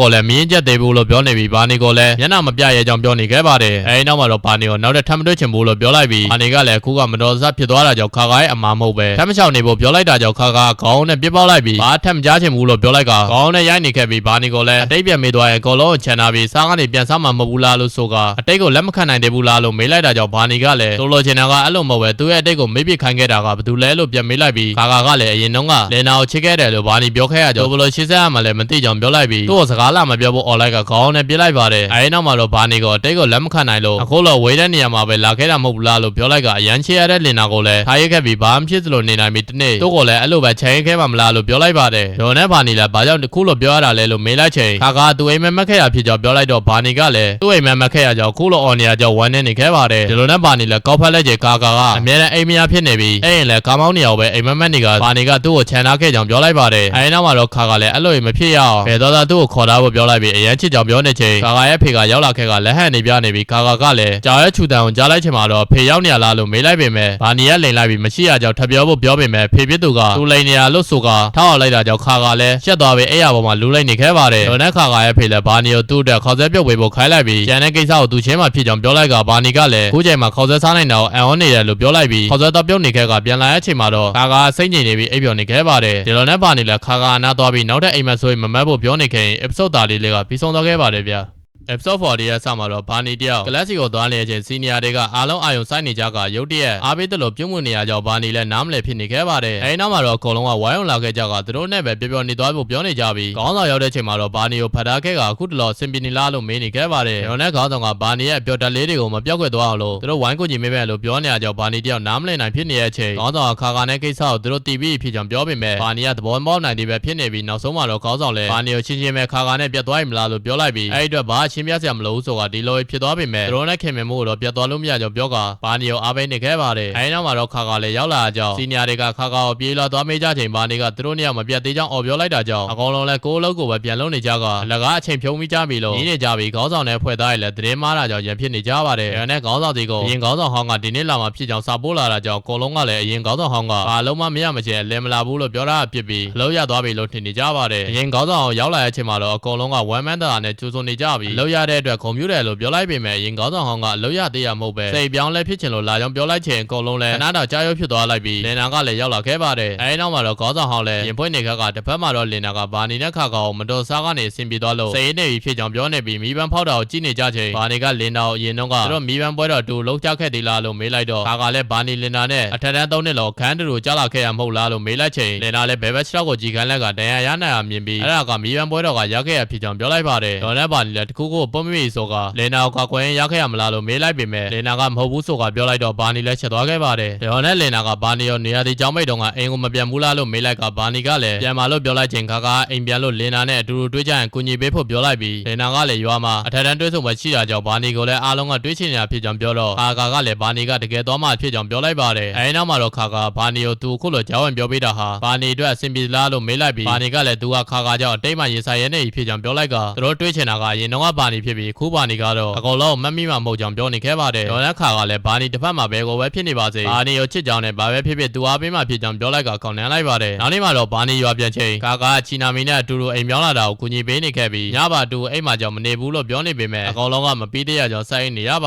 တယ်။ရော်နဲ့ချီနာမီလည်းညာကြီးမပြောသေးတဲ့ခါကာကိုဘာနေကြောင်းပဲတွေးနေရမဟုတ်ဘူးလားလို့ဆိုတာခါကာကလူတရားကိုချစ်မိရဲ့နက်နက်တွေးတော်ပြီးချစ်တာကြောင့်အယောနေကြောင်းပြောနေခဲ့ပြီးအားရကြောင်းမှပြောနေခဲ့ကတယောက်သားကလီထုံးနေကြပါတယ်။တပတ်မှာတော့ယာနာကလင်နာရဲ့အချိန်ပိုင်းလှုပ်စီလိုက်သွားပြီးလင်နာကရွာပယ်မှာဖြစ်ကြောင်းတီးလိုက်ကရထားနောက်ကြတော့မှဖြစ်တာကြောင့်ကိုလိုဘေးမှာဖြစ်ကြောင်းပြောလိုက်ပေမဲ့ပြီးသွားပြီဖြစ်ကလိုတော့ကြောင်းပြောပြီးလင်နာပြန်မဲ့ရွာကိုကြည့်လိုက်ချိန်ဘာနီပြန်တဲ့ရွာနဲ့တူနေရကြောင်းပြန်ရင်ဘာနီနဲ့တွေ့ရင်တွေ့အောင်မလို့ပြောလိုက်ပြီးပတ်စံကိုကောက်ဆွဲလိုက်ကစားနေရကြောင်းလင်နာလည်းစိတ်ဆိုးပြီးပြန်သွားလိုက်ပါတယ်။အဲဒီနောက်မှာတော့မုတ်ဆိုင်ကဒူးတွေကအခုလောက်ခါကအဆင်ပြေနေအောင်မြင်ပြီးဝမ်းသာနေခဲ့ကရဲရည်တွေပါချနေခဲ့ပြီးကာကာကတော့တကူကိုအဆင်မပြေဖြစ်နေခဲ့ပါတယ်အကြောင်းကတော့ဘာနီနေရဲ့ရွာနဲ့လင်နာနေရဲ့ရွာအတူတူဖြစ်နေပြီးဘာနီရင်ကတက်ခဲ့တဲ့အကြောင်းကိုမေးလိုက်ခြင်းဒူးတွေကလည်းတိမနေခဲ့ပဲဘာနီမတော်စားတခုဖြစ်သွားပြီးစေယုံကြမတရားတာကိုပဲတီးနေခဲ့ကညာနာတယောက်ဝယ်မသိပဲတကယ်မှန်လားလို့မေးလိုက်ခြင်းဒူးတွေကအရင်နေ့ကကန်းချေသွားတော့ကခေါင်းမှာမာရွတ်တွေ့ရကြောင်းပြစ်နိုင်ခြင်းများမှန်ပြောလိုက်ပါတယ်ဒေါ်လက်ခါကလည်းရောက်လာခဲ့ကယာနာကခါကာကိုဘာနီရဲ့အရင်ကြောင်းမေးနေပေမဲ့မဖြေပဲစကားလမ်းကြောင်းလွှဲနေခဲ့ကမနေ့ကချီနာမီစီမှာအိတ်ခဲ့ကြောင်ပြောလိုက်ရင် episode 40လေးကပြီးဆုံးသွားခဲ့ပါတယ်ဗျာ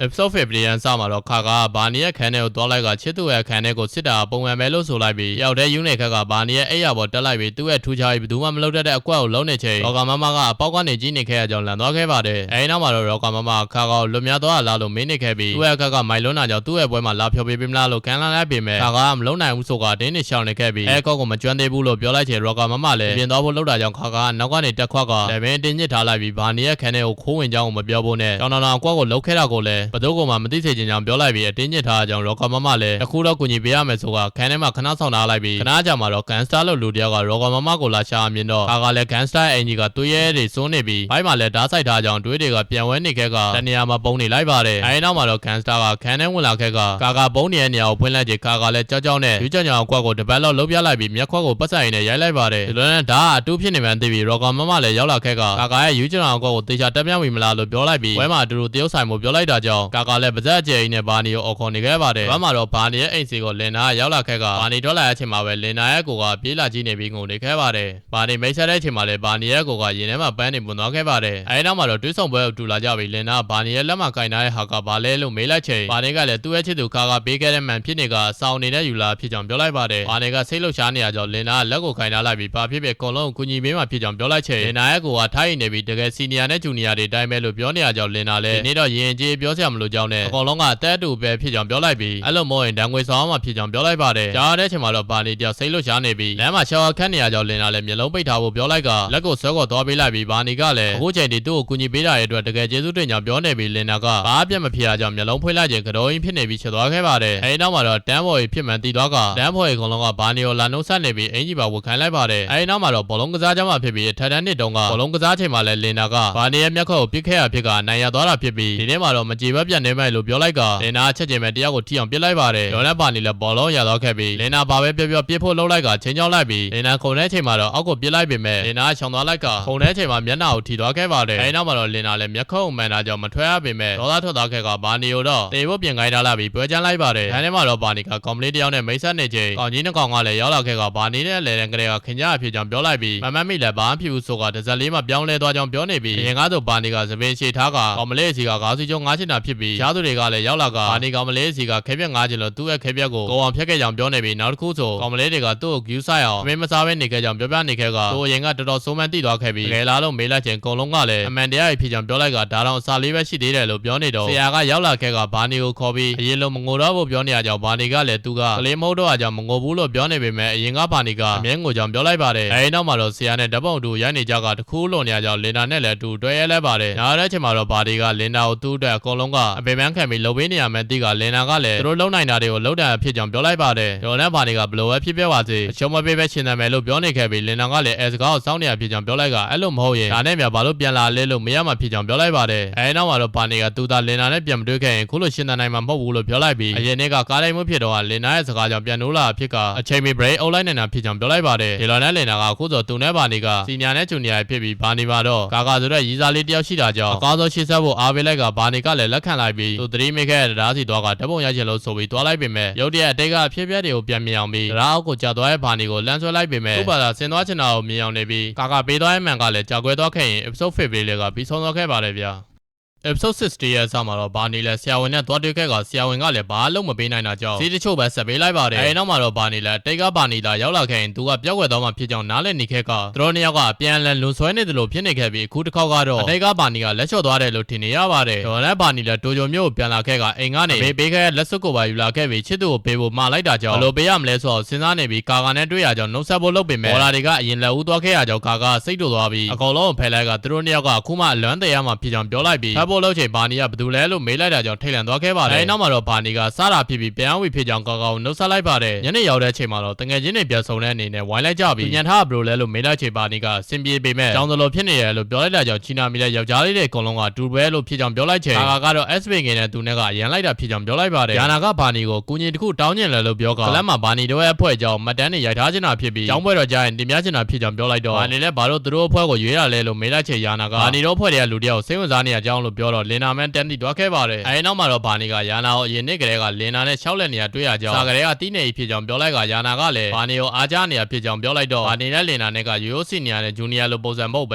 အဲ့ဒါပူရဲ့ဆက်ဆက်ရှိနေမှန်းသိပြီးနေတဲ့ရွာကလည်းတူပဲမလားလို့မေးလိုက်ကသူ့စိတ်ထဲမှာဘွေမကြဖြစ်နေခဲ့ကတရားတစ်ခုများဖုံးကွယ်ထားသလားလို့မေးလိုက်ပြီးဘာနီကလည်းပွင့်လင်းလင်းပြောဖို့နဲ့သူနဲ့လင်နာနဲ့ကထန်တန်းကလေးကတီးခဲ့ကြတာဖြစ်ပြီးလင်နာကိုလည်းသဘောကျမိတာဖြစ်ကအတိတ်မဲရဲ့အချိန်မှာတော့လင်နာနဲ့ပြန်တွေ့ခဲ့ပေမဲ့ရီလာဖြစ်တဲ့ကာကိုလည်းဘောင်းကနာမကျစေချင်တာကြောင့်အစင်ပြေဖြစ်ပြီးအမှန်တိုင်းပဲပြောဖို့လုပ်လိုက်ပေမဲ့ယာနာကအတွေးတွေမားနေပြီးတန်တရားများနေရဖြစ်ကြောင်းပြောလိုက်ကထွက်သွားလိုက်ပါတယ်ညာတဲ့အချိန်မှာတော့ကာမန်ကွဲသွားရတဲ့စိတ်ထဲမထားဖို့ပြောနေပြီးဘာနီကလည်းသူကွဲအောင်လုံးမိခဲ့တာရဲ့အတွက်နောက်တဲ့လက်ဆောင်တစ်ခုအသေးဝယ်ပေးဖို့လုပ်လိုက်ချိန်မေပေးတဲ့လက်စွပ်ကိုသတိရမိသွားပြီးပေးဖို့စဉ်းစားပေမဲ့လက်စွပ်လေးပေးလိုက်လက်ထက်ကွင်းတောင်းလို့ဖြစ်နေခဲ့ကသူ့အတွက်တော့တော်ကောင်းပေမဲ့ကာရဲ့မိသားစုနဲ့ပတ်သက်ပြီးမျိုးတော်မှာဖြစ်ကစဉ်းစားနေပေမဲ့ကာကပဲဘာနီအတွက်လက်ဆောင်ထုတ်ပေးလိုက်ကဖွင့်ကြည့်ချိန်ဘာမှမသိဖြစ်နေခဲ့ပြီးမီးရင်ကြီးလာလို့ပြောလိုက်ပေမဲ့မဟုတ်ပဲအဲ့ဒါကကာကိုယ်တိုင်လှုပ်ထားတဲ့အမှုပညာလက်ရမြောက်တဲ့Effectorဝါကြီးဖြစ်ကြောင်းပြောလိုက်ကဘာနီကိုလဲချလိုက်ပြီးသဘောနားလည်ရမလားလို့ပြောပြီးမိဘကောက်ပေးလိုက်ပါတယ်ဒေါ်နဲ့ကာလည်းသူတို့ကအကြာကြီးခွဲခွာဖြစ်တာကြောင့်ဘောင်းစစီတဲ့ဖြစ်ကျင်တယ်လို့ဆိုကကောက်နှမ်းလိုက်ပြီးအင်ဂျီပါချွတ်လိုက်တာကြောင့်ဘာနီကလည်းကာကိုပြန်လဲလိုက်ချိန်နေ့လယ်ကစားများတာကြောင့်ရင်ပြည့်ပြီးအန်ဂျယ်လိုဖြစ်နေခဲ့ကဘာနီနဲ့နန်းနေချိန်မှာလည်းအန်ဂျလာကြောင့်အတင်းမြုပ်ချလိုက်ရပြီးဒီဘက်မျိုးစင်ကြီးကလဲကြကနှစ်ဖူးပေါ်မှာစိုက်သွားတာကြောင့်ငဲတန်းပေါင်းထွက်သွားခဲ့ပါတယ်နောက်မှာတော့အဲ့ရောက်ပေါ်မှာရောက်သွားကြပြီးခုလိုကန်ဆိုးအကြောင်းမျက်ရည်ဝိုင်းနေခဲ့ကဘွားတော်လဲတချို့ပဲဖြစ်နေရလို့ပြောလိုက်ပြီးဘာနီကလည်းဒီနေရာကသူတို့ရဲ့ကိုပိုင်နေရာဖြစ်တာကြောင့်ကိုပိုင်ကွာဖန်တီးဖို့အချိန်အများကြီးလှုပ်သေးကြောင်းပြောကနောက်နေ့မှာတော့ယာနာကိုကလပ်ထဲမှာအတန်းနေရမှာဖြစ်ကြောင်းမိတ်ဆက်ပေးနေခဲ့ပြီးကောင်မလေးတွေကတော့ယာနာကိုရီးစားရှိလာပါလားနဲ့ဖွန်ကြောင်နေကြကလင်နာကတော့ညနာလွဲထားခဲ့ပါတယ်အဲဒီနောက်မှာတော့ဘာနီကသူတို့နှစ်ယောက်ကိုဘာဖြစ်တာလဲလို့မေးလိုက်ပြီးလင်နာကယာနာကိုစိတ်ဆိုးနေရဖြစ်ကြောင်းသိကညနေရောက်တဲ့အချိန်မှာတော့ယာနာတယောက်လင်နာနဲ့ဘာစကားမှမပြောနိုင်တာကြောင့်စိတ်ထဲချနေခဲ့ပြီးဘာနီကလည်းလင်နာသူ့ကိုမျက်နှာရှုံသွားတာကြောင့်ယာနာအကြောင်းများပြောမလားလို့ထင်ကနိုင်ကလိုက်သွားပြီးကာကလည်းယာနာကိုတနေရာခေါ်သွားဖို့လုပ်ပေမဲ့ဒီနေရာမမတွေကအရင်လက်ဦးသွားခဲ့ပါတယ်လင်နာဒီဘာနီရောက်တဲ့အချိန်မှာတော့လင်နာကဘာနီကိုစိတ်ဆိုးနေခဲ့ပြီးသူ့ကိုဘာလို့ဘာမှမပြောတာလဲလို့ခြေထောက်နဲ့ကန်လိုက်ပါတယ်ဒေါ်နဲ့ဘာနီကယာနာကိုဘာလို့ရှောင်နေရလဲလို့မေးလိုက်ပြီးဒေါ်သားထွက်နေတဲ့ရုပ်ဖြစ်နေရကြောင်းအတင်းတွန်းလက်ခံလိုက်ရပါတယ်အဲဒီနောက်မှာတော့အဝဲကညစ်ပတ်သွားတာကြောင့်အိမ်ကိုသွားလိုက်ကယာနာကသူ့ကိုခဏခဏညစာလိုက်ကျွေးနေပြီးသူနဲ့စားရဲ့ပြောကြောင်းအမြဲတမ်းပြောနေရကြောင်းတပတ်သက်ဖြစ်နေရဖြစ်ကြောင်းပြောလိုက်ကသူကတော့စီနီယာဂျူနီယာဆက်ဆက်ရေးပဲလိုချင်တာဖြစ်ကြောင်းပြောလိုက်ပါတယ်ဒေါ်နဲ့ယာနာကိုကလပ်တဲခေါ်လာခဲ့ပြီးသူ့ကိုဘာမှမပြောတဲ့ဘာနီရဲ့ခါကနေရာလုံးကိုတက်ပြစ်ချင်လောက်စိတ်တို့နေရဖြစ်ကြောင်းပြောလိုက်ကဘာနီကလည်းယာနာကလင်နာကိုအမှန်တကယ်ချစ်နေရဖြစ်ကြောင်းပြောလိုက်ပြီးလင်နာကတော့ရီးစားရှိတိုင်းပြောချင်တာမပြောဘူးအောင်ဆွဲလိုက်ပါတယ်အဲဒီနောက်မှာတော့ဘာနီလည်းအမေပေးထားတဲ့လက်စွပ်ကိုပြောပြလိုက်ပြီးချစ်သူကိုလက်ဆောင်ပေးဖို့ဘလို့အချိန်မှပေးရမလဲလို့မေးလိုက်ချင်လင်နာကအဲဒီလက်စွပ်ကိုသူ့ကိုပေးဖို့ရည်ရွယ်ထားမှာမဟုတ်ဘူးလားလို့စားတာကြောင့်အောက်ပြန်ဆွဲပေးလိုက်ပါတယ်ဒေါ်နဲ့သူတို့နှစ်ယောက်စကားပြောနေကြချိန်ချီနာမီယာရောက်လာခဲ့ကလင်နာနဲ့မိတ်ဆက်လိုက်ပြီးလင်နာပြန်သွားတဲ့အချိန်မှာတော့ဘာနီကိုသူတို့နှစ်ယောက်ကရန်ခင်မနေတယ်လို့ဖြစ်နေပြီးလင်နာကလည်းယာနာသဘောကျနေတဲ့သူဖြစ်ကအတွက်လည်းတွေးဖို့ပြောကထွက်သွားလိုက်ရင် episode 6လေးကပြီးဆုံးသွားခဲ့ပါတယ်ဗျာ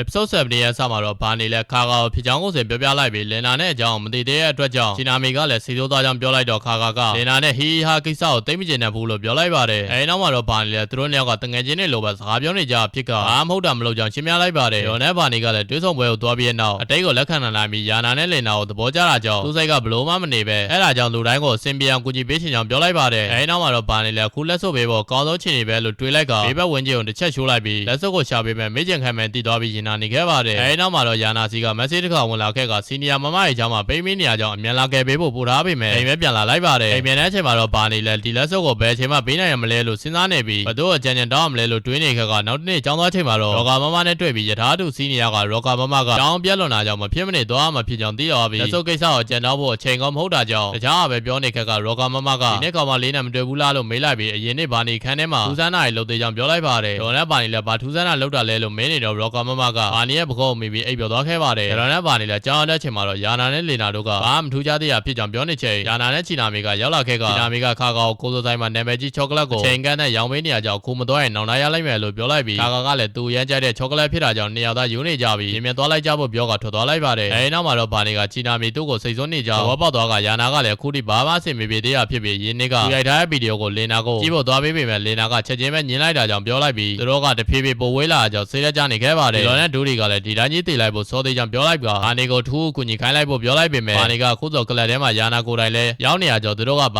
ာကူညီစရာမရှိကြောင်းပြောလိုက်တော့ယာနာလည်းလေနာဘေးကခံတဲ့ကိုမဖောက်ဝင်နိုင်ကြောင်းပြောလိုက်ပြီးစီနီယာမမတွေကိုထင်နေပေမဲ့ကလပ်ကောင်းဆောင်ဖြစ်နေပြီးယာနာကလေနာအနောက်ကတိုင်တနေရာကိုခေါ်လို့သွားကြောင်းသူ့မှာကဘာခွင့်ရမှမရှိကြောင်းပြောလိုက်ချိန်အတန်းစားကြောင်းချက်ချင်းပဲထားပြေးလိုက်ရပါတယ်ညနေတင်တန်းဆင်းတဲ့အချိန်မှာတော့ဘာနီယိုခါကာကအကြာကြီးစောင့်နေခဲ့ပြီးဒီနေ့ကကလပ်မှာလေ့ကျင့်တာလည်းရှိတာကြောင့်မုတ်သွားစားဖို့ပြောလိုက်ပါတယ်ဆန်ရောက်တဲ့အချိန်မှာတော့ဘာနီကခါကာကိုအရင်နေ့ကသူ့အိမ်မှာထူးဆန်းတာလုပ်ခဲ့သလားလို့မေးလိုက်ချိန်ခါကလည်းပြန်ခသွားပြီးမသိချင်အောင်ထောင်နေခဲ့ပါတယ်ရောဂါမမရဲ့ပွဲကိုသူတို့အလုံးအတူတူတစ်ခေါက်သွားဖို့စကားလမ်းကြောင်းလဲလိုက်ကသူတို့နှစ်ယောက်ဒီလိုပဲအကြာကြီးပြုတ်ချင်အောင်နေသွားကြမယ်လို့ပြောလိုက်ပြီးဘာနီကလည်းစိတ်ထဲမှာလက်စွပ်ကိုမကြခင်ပေးတော့မယ်လို့တွေးနေခဲ့ပါတယ်နောက်နေ့မှာတော့ဘာနီတယောက်လက်စွပ်ကိုဘယ်လိုပေးရမလဲလို့စဉ်းစားနေချိန်ဒီကလေးကကောင်မလေးနှစ်ယောက်ကရောက်လာခဲ့ကလက်စွပ်ကိုမြင်ချိန်မှာတော့ကောင်မလေးကိုလက်ထောက်ခွင့်တောင်းမလားလို့မေးလိုက်ပြီးဘာနီကလည်းလက်စွပ်ကမေမေငယ်ငယ်ကလေးကဝယ်ခဲ့တာဖြစ်ပြီးရေးစားကိုဒီတိုင်းပေးမှဖြစ်ကြောင်းပြောလိုက်ချိန်ကောင်မလေးနှစ်ယောက်လည်းချဲရသွားခဲ့ကဒီလက်စွပ်ကရိုးပေးတာမဟုတ်ပဲအဲ့ဒါကိုဝတ်ပြီးအင်္ဂေါ်လာကိုင်းတာလို့ပြောလိုက်ပါတယ်အဲဒီနောက်မှာတော့ကောင်မလေးနှစ်ယောက်လည်းပြောချင်တာပြောပြီးထွက်သွားလိုက်ကခါကလည်းရောက်လာချိန်လက်စွပ်ကိုမြန်ဖွက်လိုက်ရပါတယ်ကလေးရောက်တဲ့ချိန်မှာတော့နောက်နေ့ရက်နေရင်သူတို့အဖွဲ့ကပါဝင်ဖြောပြရမှာဖြစ်ပြီးအရင်ကအပွဲဝင်ဘူးခဲ့တဲ့သူတွေကလည်းပါဝင်မှာဖြစ်ကယာနာကတော့အရင်ကောင်တေချာစောင့်နေပြီးလင်နာကိုစကားတော်ပြောဖို့လုပ်ပေမဲ့ခေါင်းဆောင်ကရောက်လာခဲ့ကပွဲဝင်ဟောင်းတွေကိုတူလေးချင်းဖို့ပြောလိုက်ပြီးယာနာလည်းစိတ်တက်ကြနေခဲ့ပါတယ်ပြန်တဲ့ချိန်မှာတော့ဘာနေနဲ့ခါကလည်းယာနာအတွက်စိန်ကောင်းဖြစ်နေခဲ့ကဘာပဲဖြစ်ဖြစ်အဆင်ပြေတော့အဖြစ်ကြောင့်ပြောလိုက်ပြီးဘာနေကချီနာမီအကြောင်းကိုဘာကြသိလိုက်လို့မေးလိုက်ချိန်ခါကဘာနေကိုအကြောင်းကိုပြောဖို့လုပ်တာအမြဲတမ်းရှောက်ထက်သွားအဖြစ်ကြောင့်ပြောလိုက်ပါတယ်နောက်နေ့မှာတော့ပွဲတော်ရဲရောက်လာပြီးခါ